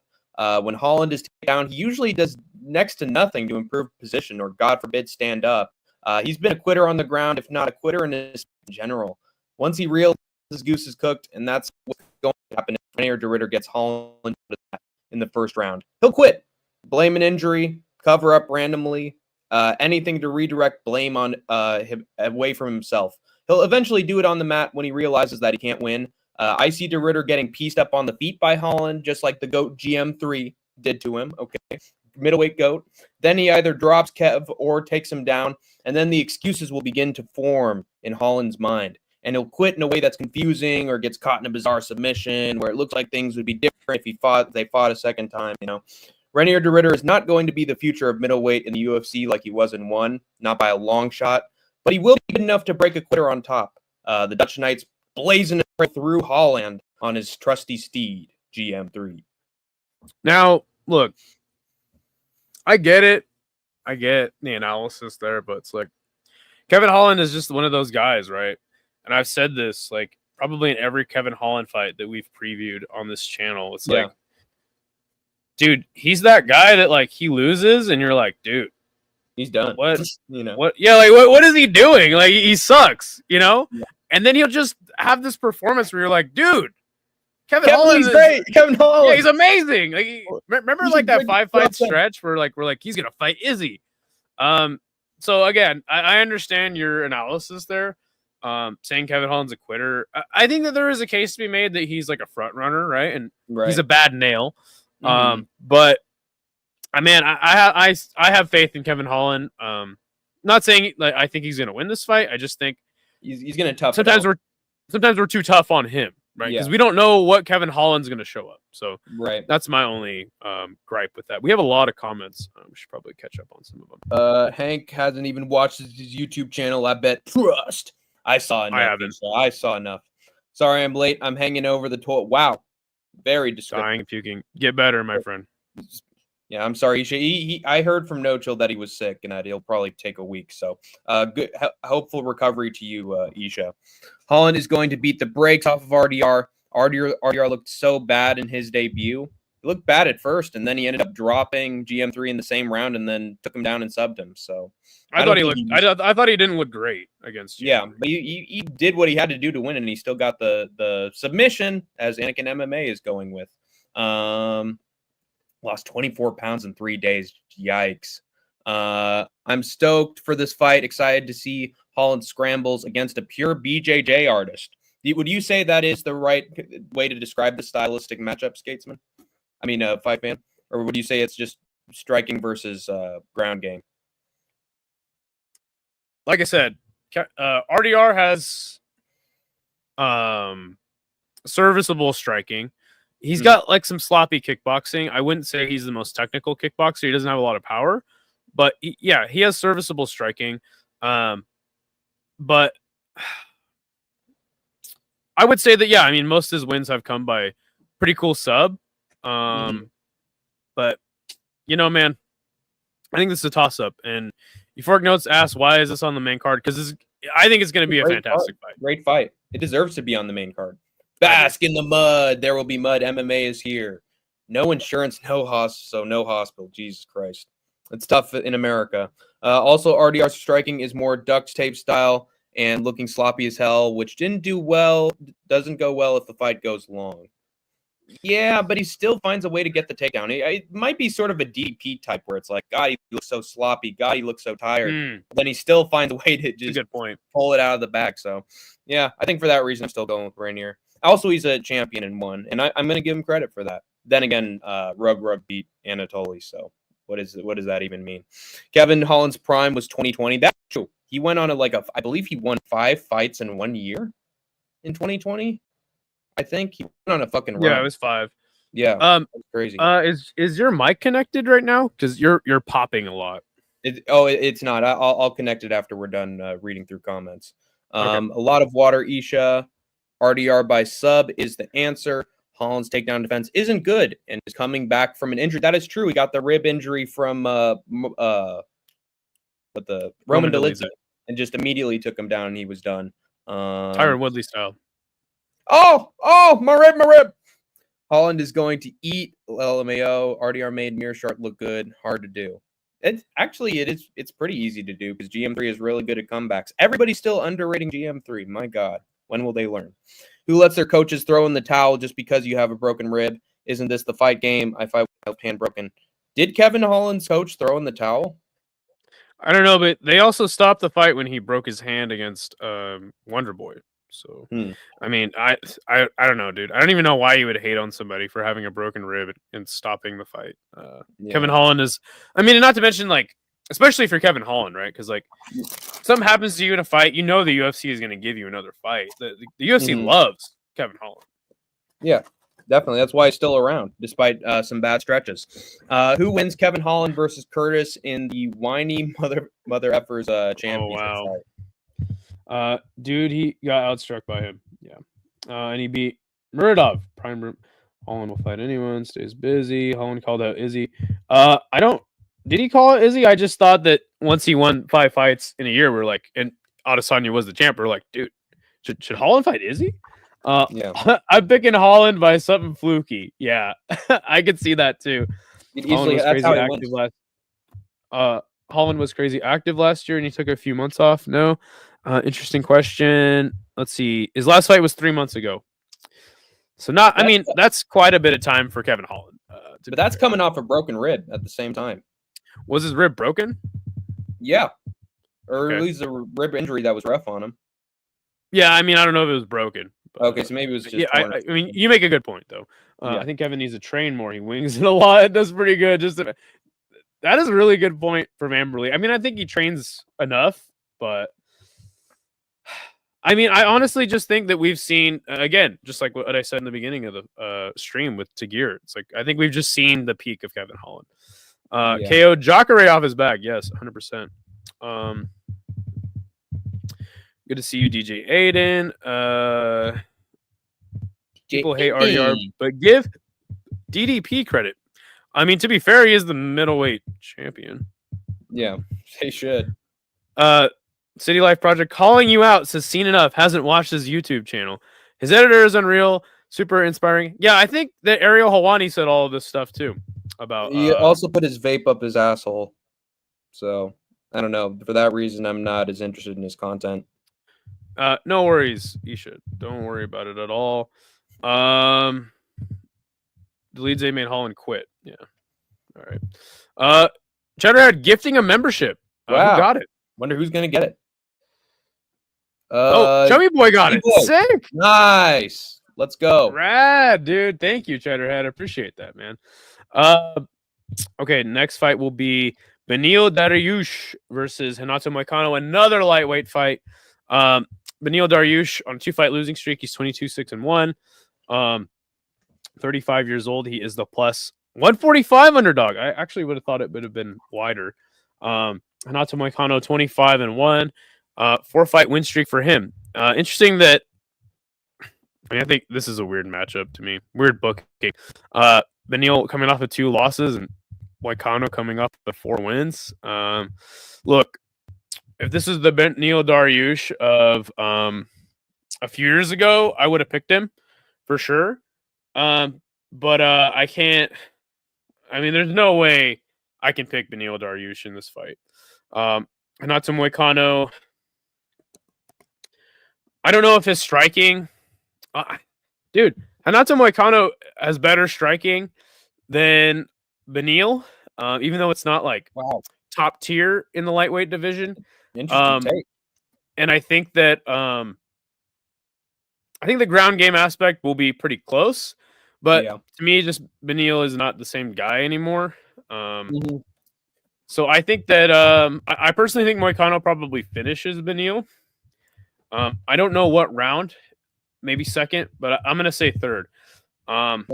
Even though I think that Beneil will be defensively responsible, I still believe those elbows are a huge threat, getting cut by him, sort of in the same fashion BSD did. Again, I'm not sitting here saying, oh, he's going to finish him just like BSD, because that's how he won his last fight. I'm just saying, like, I just don't think that Beneil has it anymore. I think he's pretty much washed. And I'd be surprised if he's even with the promotion after he loses this fight. Especially if he gets finished bad. So yeah, give me Moicano and give me him by. I'm gonna pick knockout because I could see a submission, but he's doing some good work on top with that ground assault. Well, and I just think that Beneil Dariush's ground game is respectable enough that if Renato does sub Beneil, I think that he I would be shocked. Like I'd be genuinely shocked, even though I think it is a possibility. But yeah, man, it sucks because I really do like Beneil Dariush a lot. Nice. I'm going with Money Moicano as well by round 2K. And that's what made me so shocked when you were like, yeah, he just doesn't have a bat's chance in hell. He's completely washed. Because, like, I know like Benny Dariush. Yeah, I really do like Beneil Dariush, and I've been very critical of Renato Moicano. Right. So, yes. I understand. Now, how the turntables. I'm going with Money Moicano by round 2 knockout. Going with the hungrier lightweight here, as Benny Dariush is coming off a torn meniscus, has been out for a year now. 2 years since the last win over Mateus, and was considering retirement before this fight, while Moicano cannot afford to lose, my brother. As if Beneil stuffs down at first or hits him with a nice combination, Moicano isn't going to be phased. He'll just keep pressuring forward and find his openings until he gets that takedown. And then torn meniscus, knocked out twice, retirement considering Dariush is going to look less effective on bottom or in the grappling. And Moicano's Brazilian Jiu-Jitsu is so excellent that I think he can maintain position on top of Beneil and do some damage on top. Beneil is also less powerful than Drew Dober and Benoit Saint-Denis, and Moicano was able to outlast both those guys. Beneil will have no threat for him on the feet, in my opinion. Slicker and faster striking could even catch him somewhere in the first or second round. Has been worse as of late, and I could see him mentally at some point. Moicano's pressure and in the clinch kind of striking is too much for him. Eventually, Moicano flattens him and lays down the hammer fists. No diddy. For the second round TKO, he was drinking beer and eating Brazil, and look where he is now, celebrating his dad's 6th child, becoming a cop. And this with Ren, you used a big red button, my brother. That's what I'm gonna do. Idiot. By round 2 knockout. Did you end up connecting your mic? Oh yeah. Love Moicano. I picked against him in his last 3 fights. I think I might have as well. Honestly, notes. I picked Moicano. Dariush is done. Boo! No, everybody's mad that we're picking Money Moicano here. Amberly says, we know I love Moicano, but Dariush, I love Dariush too. Moicano, one of my favorite fighters. I can't see Moicano knocking out Benny unless Benny's chin is gone. I can see Benny ragdolling Moicano if he doesn't get cracked. Interesting. Beneil has better takedown defense than Moicano, but fair. Best takedown defense in the division. Dariush will well, okay, all right. You guys are acting like Beneil Dariush is a kickboxer. Like, this dude is definitely willing to grapple with Moicano. And that's what worries me in this fight. Dariush will forever be that one underrated guy at lightweight. Dude, he had a fantastic run. Everybody's gonna remember that knockout of Drakkar Klose. That's gonna be his the. Oh yeah, no, career. I mean, dude, he had a great run and he's had a pretty damn good career. I would say it's just like, dude, he's just done. I think that his time at the top is done. Does he still? I think he still gets wins against lower ranked guys, but I don't know. Moicano has pillow hands, but not pillow elbows, dude. And to be fair to him, dude, he came in with that last fight against BSD. Dude, his shoulder was out of place. Yeah, and he still survived and was laying down fucking damage. If Dariush gets the L, he even hinted at being done. Yeah. Oh, come on. The level of disrespect. Dang. Hank, we can't hear you. Sounds like popcorn. Yeah. Trying to. But not now? Am I good live now? Show. You sound better. All right. You're still popping a little bit, but I don't know. I don't get it. Benny's hands. A haymaker. Yeah, he does have a good overhand right, but does Moicano win more times as an underdog than a favorite? Dude, that is a good point. He might. Moicano's wrestling on point. I want Moicano to win. I'll just pick Dariush. That's a good way to go with it. Moicano lost the second round against BSD. Okay, dude, I like. He called him bad. No, dude, I just Never like liked him. people are just so funny. Like I get it, dude, I get it, but it's like, well, he lost the second round to BSD, so that means he's gonna lose to Beneil Dariush. It's like, dude, maybe like does Beneil Dariush just have like a career resurging like performance here, dude? This is MMA, of course, but like, I mean, just from what I've seen, Hanato's on the way up, Beneil's on the way down. Like, what do you want me to do? Is it MMA math? Yeah. Thoughts on Doritos? Doritos are fantastic. I don't really eat chips anymore. What's your favorite flavor of Dorito? I like Cool Ranch. Cool Ranch. I used to be a Cool Ranch guy myself. Sweet chili is where it's at. I also like Fritos. Fritos, got you. Yeah. I'm gonna watch back from the start. Have a good rest of the show. See you, Isha. When Thanks, you guys stream together, it's always the best. Thank you. We appreciate that, man. Let's go to the next fight. We spent a lot of time on this one. Yuri Prochazka versus Jamal Hill. CTE Central at light heavyweight. Yuri Prochazka. What is BJP? What is? I've never seen him use this nickname. Is that his nickname? Apparently so. They should What just the call him heck? the Last Samurai. It'd be more fitting. 30-5 is Yuri. He had that really long run in Ryzen. 3-2 in his last 5. 32 years old. This is damn near a pick'em. Jamal Hill, 4-1 in his last 5. Lost to Alex Pereira. No shame in that. 33 years old versus 32. Yuri's last loss was to Pereira as well. Before that, losing to Pereira again. So this is a really interesting fight here. I say CTE Central because These guys have sustained it. right. And like obviously like I'm gonna pick Yuri and I'm gonna pick Yuri by knockout. But like does Jamal Hill have a chance to knock Yuri out? 100%. Like totally could happen because I don't think Yuri he doesn't fight very smart. And neither does Jamal Hill, to be fair. I think that Jamal Hill, it's self-induced, but he's gotten disrespected a lot in recent months since losing to Alex Pereira. And again, it's justified. If you're going to call out the fans are going to call you out. So, yep. But Jamal Hill, okay, look, he's got power and he's a respectable fighter. Yeah. Dreams. But really, my biggest issue with Jamal Hill is, and I don't know, maybe let me know if I'm being too critical here.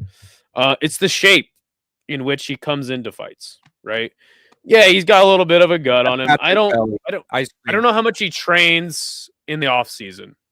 Yuri Prochazka, this guy trains so much. Maybe he trains too much. Locking himself in a dark room with no food, type of guy. So yeah, look, I'm gonna pick Yuri Prochazka. I'll pick him by knockout. I'm gonna pick him in the second round because though I think the first round is likely, I think Jamal Hill will probably come in a little more tentative, and possibly even Yuri as well after losing to Alex, the way in which he did. But again, this is a no-brainer. Pick Yuri Prochazka by knockout. Honestly, Jamal Hill's body weight could have been the reason why he got that knee injury while he was on the basketball courts. Just the sheer weight of his body landing on that knee has got to be incredible. Going with Prochazka by round 2 knockout, just like fight fan. Aside from Alex Pereira, who's really slept Yuri Prochazka? Reyes on his back for a second, maybe, but no one's found the knockout on the feet besides the UFC's light heavyweight champion, King Mo in Ryzen. Yes. I guess I could change that to who's really slept Yuri Prochazka in the UFC besides Pereira, besides the great King Mo, who at one point had the world's most powerful punch, did Pereira, and he's still never been able to just put Yuri out cold like he did Jamal Hill. Lol. Yuri, against anyone besides the champion, has an aura of invincibility. Rakic was kicking his leg out from under him over and over again, piecing him up with big combinations, and Yuri just ate it all and eventually broke Rakic down those combinations and hooks in the pocket until he was out of it on the mat. I don't think Hill has the leg Rakic to give Yuri troubles, or the wrestling that Glover did. His main way to win this is on the feet, and it's been a good while since he put Thiago Santos in round 5 or knocked out Johnny Walker with one punch, who seems to get knocked out by every light heavyweight these days. But he's not on this card. I don't think Hill has the power or precision to just flatline Yuri. Even after the Alex rematch, he couldn't put out Glover over 5 rounds despite practically caving his head in. I don't think he can catch Yuri with a slick combination and just put him out like some predictors are saying that he will. I don't rate his knockout wins, and Yuri's basically beaten everybody besides Pereira, including nightmare stylistic matchups. You just can't put the Last Samurai down, and I know Hill won't be able to. He can't even put on the gloves against Alex in his own gym. He'd rather whine about the experience on Twitter, much like Chris Curtis must be doing right now. Either way, he tries to out-technical Yuri, he fails, and then gets overwhelmed until he quits. Round 2 knockout, simple as that. I'm coming! I'm coming! That is what he's doing. He's coming. He said it. I'm going to read some comments. Check out my private message if you can. No dips, no chips. This will be fight of the night. Dude, this or Kevin Holland versus RDR, in my opinion. I like both guys. I love Yuri, but he blocks punches with his jaw. Dude, so true. Fistful says, barbecue Doritos are my favorite. Are very good. Sweet chili used to be my favorite before they ruined it with all that stevia extract they've added into it. Look, I don't eat chips anymore. But yeah, I don't care. Give me all the stevia. I'm still waiting for him to use that ponytail thing to attack like a whip. Yeah, like dude. Let's go. That'd be sick. Turn your mic up just a little bit. Hello. Umar KO. There you go. Poatan felt bad for Yuri. Feels like it was a bullying. I hope Yuri wins, but I don't know. It's a great fight. Yuri's nickname is Denisia. His trainer called to a girl training in his gym with the name Denisia, and Yuri responded to it. So everybody at the gym started calling him Denisia to poke fun at him. I remember he was Denisa for a little bit. I saw it on Tapology. Up just a little bit. I want Fat Hill to lose, but I don't know. Yuri might grapple. Yuri is so wholesome. He didn't even notice they were making a joke and genuinely thought they just gave him that nickname. He's coming. I will definitely go back at the last minute and change my picks and ruin it anyway. Sometimes you got to be a little more like Hank the Tank. Stick to your picks. Let's get into the next fight here. Merab Dvalishvili versus Umar Nurmagomedov for the UFC Bantamweight Championship. Merab is 18-4, 5-0 in his last 5. Out of Georgia, he's plus 250 as the underdog, 34 going up against Umar. 18-0, minus 335 as the favorite. It says Chelyabinsk up there, but we all know he's from Daggy. So this is a really good fight. It's just, the technical aspect of it is that Merab has a fantastic gas tank, probably one of the best, like, in the history of MMA. Wow. Merab's striking is decent, but I would say that Umar's is more refined and technical, and probably like his whole style is just that, right? Like refined and technical. And he knocked out the great Rayoni Barcelos, which is just remarkable. I would probably pick Merab in this fight. Wow. If it wasn't for all the buildup. Merab, I've never seen him like this in a fight. And I was listening to Luke Thomas talk about the fact that like everyone's saying Merab is like acting uncharacteristically this week. But he said, dude, Merab is shown that he is this kind of guy. Yeah, he's completely unstable. He's unhinged, just like Hank the Tank. He's just an unhinged person. He said that just like me. He said that like him being champ is just exposing that more, and I think that's a great point. It just much like Bilal Muhammad when he went up against Leon Edwards. Like I was kind of torn on who would win. I thought it was a close fight, but Bilal just had that. He had it. You know what I'm saying? Mm-hmm. He had like, or I saw the glow like in the last dragon, Bruce Leroy. Like I saw the glow on Bilal going into that fight. And it's kind of the opposite here. I just feel like Merab is just rattled and doesn't know what to do. And I think Umar's calm and composed. With that being said, I'm going to pick Umar by decision. It may be boring at times. But I don't know, man. This style matchup might create a fun fight. That's what I'm hoping for. But and again, I'm going to give Merab a chance. I don't think that Umar just dominates and outclasses him. I think it'll be a close fight at times, but I think that Umar is just going to edge it out. What about you? I'm going with wait. This is terrible. Yeah, I'm going with Nurmagomedov by decision. Umar Nurmagomedov. Actually, no, not by decision. I have him by round 2. There we go. Now it makes sense. Sad to pick Umar here. He's a cruel, gift-giving gaslighter who's been given pretty much every advantage known to man in this fight, including Mighty Mouse, Henry Cejudo, Bilal, Dan Ige, and Merab's former friend and training partner Magdi Amakov, and kept him out of the UFC PI. But unfortunately, he's just as talented as he is an asshole, on the feet and the ground. And I don't think Merab will know how to deal with it when he's getting tagged by Henry Cejudo. And even Sean O'Malley, after 4 rounds of wrestling, was still kicking his ass and cutting him open. And if his game plan is to keep the fight on the feet like he's promised, Merab's the one who's getting clipped and eventually put out cold in this fight. I know Umar got dropped at some point against Bekzat Almakhan, but is Merab really the one to finish him? The guy whose only knockout win or any finish win was against Glass Chin Marlon Moraes. Don't forget when he viciously knee KO'd Stotts in the regional scene. That was sick. Wow, that was huge. People forget, man. Everybody forgets, man. I don't think so. I think his only chance is winning enough rounds on the ground, and that's not happening against a Dagestani. So give me Umar by a big left hook, buckles Merab, and leaves him on the mat to get TKO'd. May Peyton Talbot put this manipulative fucker out someday. That is what I hope. But until then, Nurmagomedov is the champion. Thank you, Darth the easiest. I'll turn my mic down just a hair. Dude, knockout is crazy. Dude, Merab has fantastic like regenerative abilities, right? Like he gets hurt, he'll come right back. But I don't know, man. Knockout is crazy. I mean, I would love to see it because honestly, if this goes 5 rounds, like I think the fans are gonna hate on Umar a lot. If Umar doesn't have like a really good performance and just wins a decision, I think the fans are gonna hate on Umar a lot because he just he's already kind of known as like boring, daggy wrestler.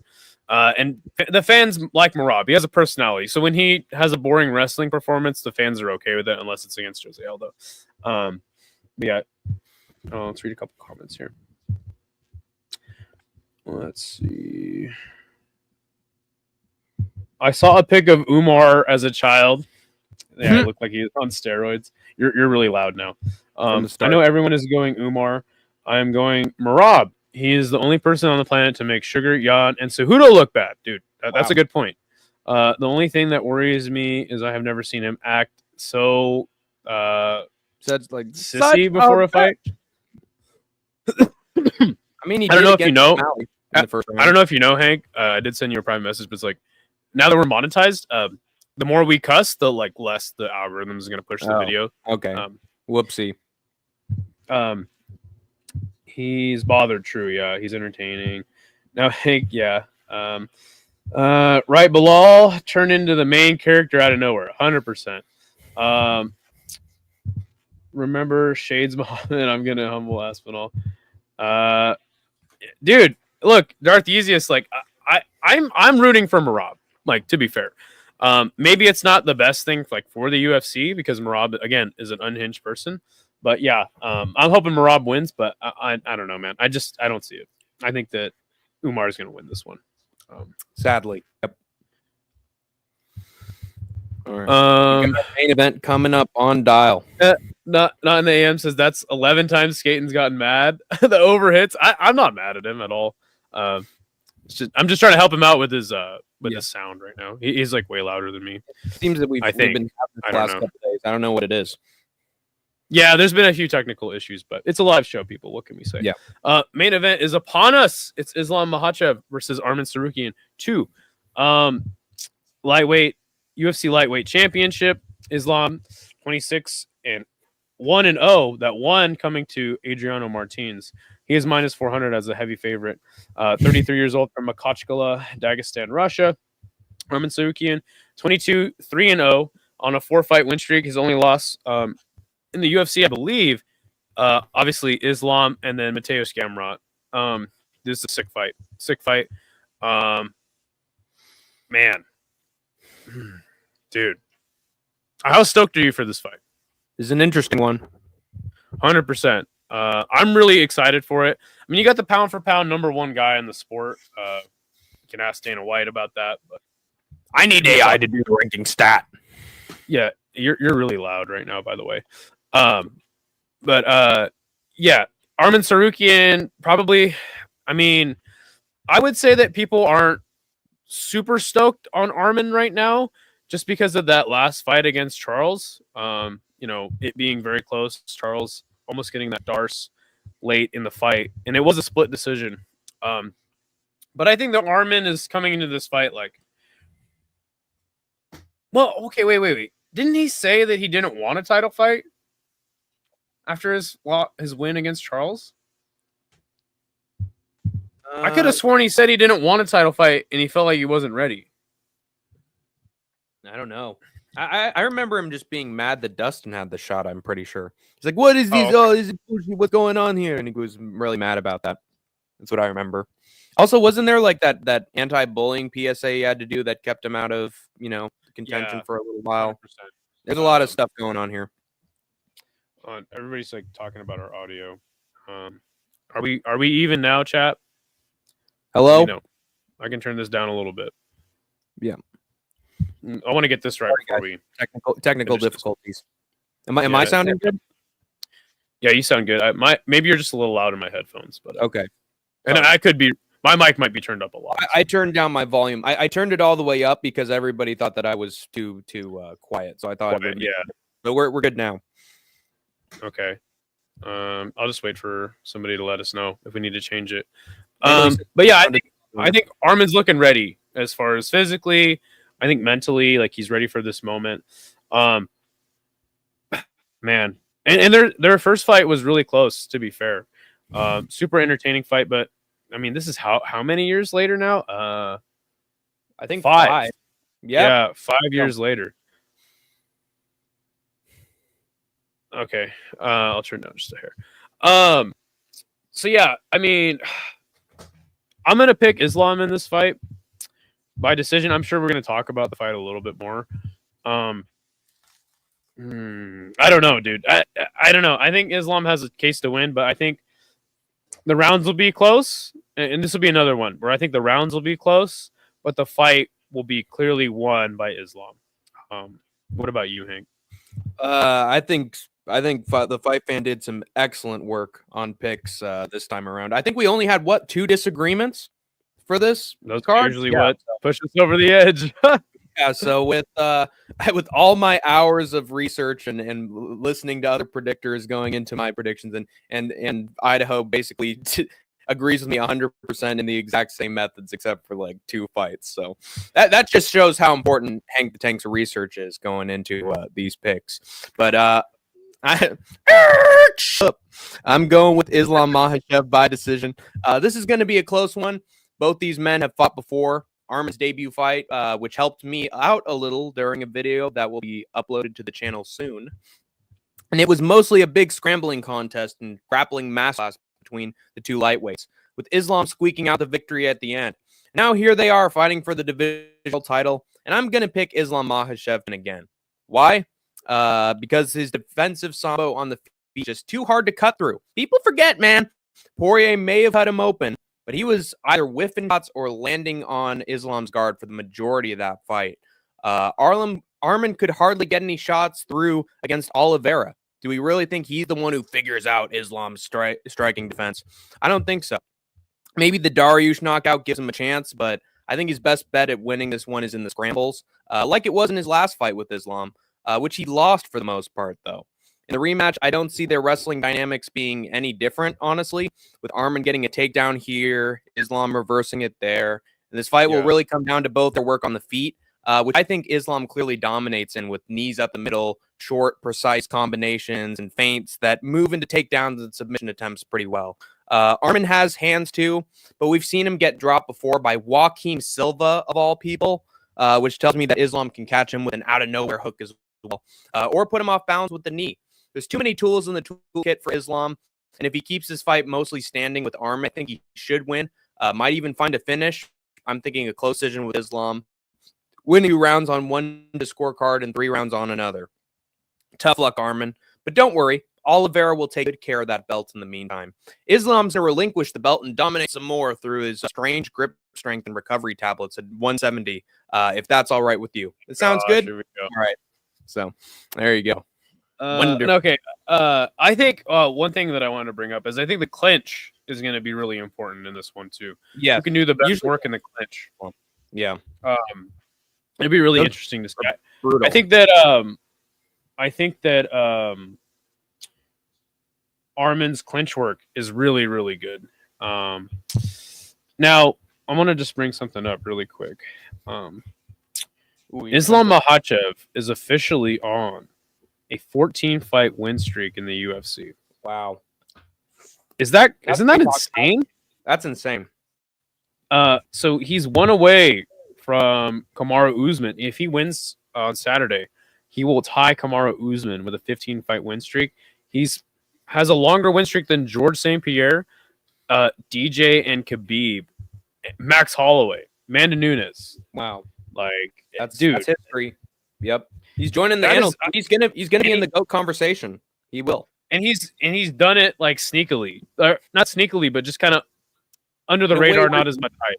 Yeah. It's not as legendary, like, oh my God, Anderson Silva with a front kick KO. Oh my God, huge arm triangle. It's like, okay. I mean, to be fair, he had a great fight with Volk and then had a great head kick on Volk. But he's had some close fights and some, all right, an okay defense, and people are, I don't think people remember his lead up to the title, honestly. So, but yeah, sneaky resume now.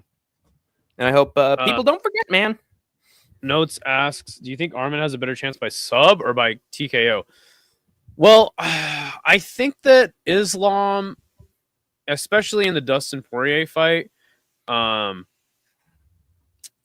he gassed out a little in that 5th round, right? Mm-hmm. So in that case, I mean, you could see, I could see the case for Arman like getting a late TKO because Arman has fantastic cardio. And remember, he also got tired against Volkanovski, who then dropped him in the 5th round and down in wins. The 5th round is bad for Islam. Mm-hmm. So if you're gonna go TKO, I'd probably go with over on Arman if you're betting. Man, but I am looking forward to this fight. I think it's going to be a fantastic fight. I mean, who are you rooting for in this one? I'm honestly going to be rooting for Islam just because I feel like Arman's. I can't really forgive Arman for just scheming with his group on Bobby Green and just sitting up in his face. That's right. But then again, Khabib's team has done that with Conor McGregor's friends and teammates before, and Islam's part of that camp. So honestly, neither of these guys are really. I mean, I will say that Islam's a nice guy. He literally sent Volk's daughter a gift when she said that she was scared of Islam. I feel like Islam's the nicest of the Dagestani camp, but neither of these guys are saints, in my opinion. Especially if Islam Makhachev is on PEDs, which it was sort of sus with that Australia card. Yeah. I mean, I think that most fighters are on PEDs, so everybody's on steroids. But yeah, Arman Saruki, and there's just something about him that I think he's just a little angry, a very angry little man, and sort of like you. And also his entrance music stinks. I hate his entrance music. This is entrance music. Gives me a headache. Classical Armenian music. I don't know. I don't know. Yeah. So, and also it's weird that you'd be like, and I'm not even like saying you directly, but it's just weird when people are like, oh, this guy did this and this guy did this out of the cage. It's like, dude, this is MMA. How many fighters have like a criminal history? You know what I'm saying? Like, that's a good quite point. a few.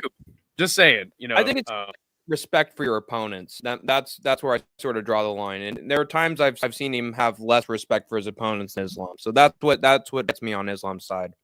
Yeah, and I mean, maybe not for the same reasons, but yeah, I am gonna root Islam as well. Though I do like Armin, I like what he brings to the game. Um, I don't know, man. I just think that Islam just kind of knows how to win. Mm-hmm. Especially him, having the belt. Like he knows what's up. He knows this is his wheelhouse, and he knows how to go 5 rounds.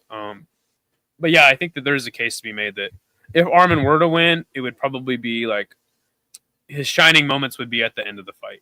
Early fight, I'm gonna go Islam, and then the last 2 rounds, I think it gets a little more iffy, and Armin could steal those 2 potentially. But yeah, man, that's it. That's UFC 300 or 300, 311. I mean, also 300 to be honest. The main card in the prelims. This is a stacked card.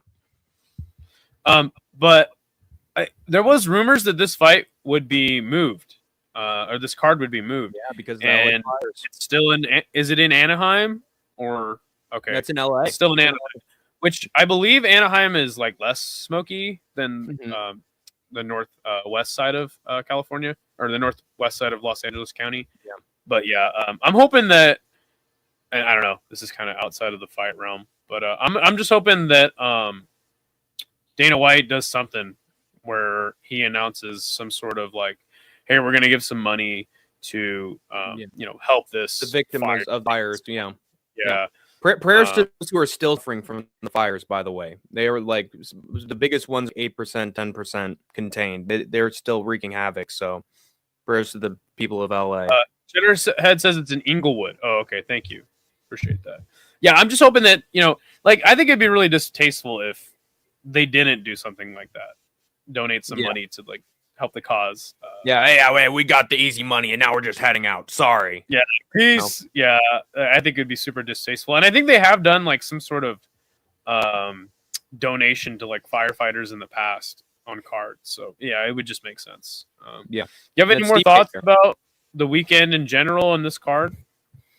Honestly, in terms of the weekend, it's sort of a drought besides UFC 311, if we're being honest. And it's hard to compete with UFC 311 because it is a really stacked card. I'm noticing now that the UFC, it has a lot more like plan Bs for its fights now, because, you used to see, oh, wow, this pay-per-view got shrunk to 11 fights, to 12 fights. Wow, it used to have 14. And now I'm seeing that the UFC is like, we are going to have an alternative substitute for every single fight on this card.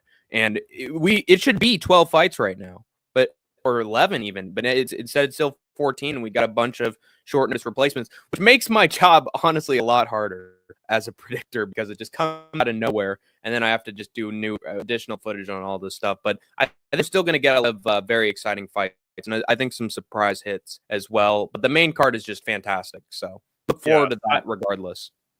Yeah, I agree. Who wins, Umar or O'Malley? Look, when Umar becomes champ, which I inevitably think he will, I don't think you guys are going to like Umar. Just like you don't like Islam, just like you didn't like Khabib. Talk bad crap about all of these guys when they win the belt. My biggest gripe with a Dagestani fighter, and these guys are from Dagestan, is Usman. And I think that a lot of that has to do with Bellator's booking of him. But if you remember, like all of Usman's main events, Chicago, they literally booed him out of the arena. Yeah. There was good fights before him, and then Usman shows up and just has this technical like masterclass, but it's not entertaining. So again, like I don't think you guys are actually gonna like what Umar brings to the table. Like it's sort of what Merab did to O'Malley. I could see Umar doing the same thing. I mean, and seriously, like Corey Sandhagen versus Umar wasn't an entertaining fight either. So like, I think that most of his title defenses will just look like that. I think that this is probably one of Umar's most interesting fights that he could have in the division. Definitely helps that Merab's more of a grappling guy. He's going to have the striking edge for sure. It'll be interesting what his future challengers, if he becomes champion. Of course, I'm gonna give Merab a little bit of a chance here, but if he becomes champion, there's a lot of interesting stylistic matchups. Bantamweight is stacked, so, and a lot of emerging aspects as well. So he'll have some great fights, I guarantee it. Islam hugs like his life depends on it. Poirier defended 9 out of 16 takedowns. This is crazy. Amanda Nunes, he's cringing at Amanda Nunes. Islam's been KO'd. People forget. Armin's been KO'd too. Look at Armin and Islam KO. They both go out like their soul left. Wow. Crazy. That's about it though for us. Hank, what is your schedule like as far as streaming goes for the rest of the week? I should be doing Hank's Think Tank tomorrow for the craziest and cringiest in MMA news. And then I will hopefully have an edition of Tank Tier List Thursday covering some of the most prominent canceled UFC and other MMA events and be ranking them from how least disappointing to most disappointing cancellations. And then I think I'm going to take Friday off, depending on what's going on Friday. And then we will have, of course, Hank the Tank's fight companion for UFC 311. Stacked schedule for Hank the Tank. There's ACK on Friday. If I'm not working that day, I might do that. But other than that, I mean, there might be a UAE Warriors card I could cover, but I don't know. I might pop up and do a random fight companion, but I'm not 100% sure, so don't count on it. Yeah. And I think that's it, man. I think we covered everything we could cover here, including the previous UFC event. We are back into the momentum of watching UFC cards and breaking them down. It feels good to finally be back for such a long drought. Let us know what you think about our format. Like we decided that maybe doing a preview or a recap show, like solely a recap show, isn't the best idea since I'm already going to be doing a post show on Saturday. Yeah. And then MMA Nerd every Sunday, unless I run out of competitors. Monday, I'll do a live chat. Tuesday is this show. Wednesday, Think Tank, possibly Tier List Thursday every week. So, yeah, let us know what you guys think. But, yeah, that's it for us. Kept it to a pretty tight 2 hours. In the grand, it says prayers for those in California, 100%. Hoping just the regular people and I guess the celebrities too can stay safe. Yeah, and maybe pray for Hank the Tank too. You know, he's here in California. He's suffering technically. I'm not in proximity, but I'm in the state. So. Yeah, not in proximity. But yeah, that's gonna be it. Hank, you want to lead us out? Oh yeah, of course. You have escaped the concrete jungle this one. This is concrete jungle for now. I'm coming, Idaho! Here in the ECW.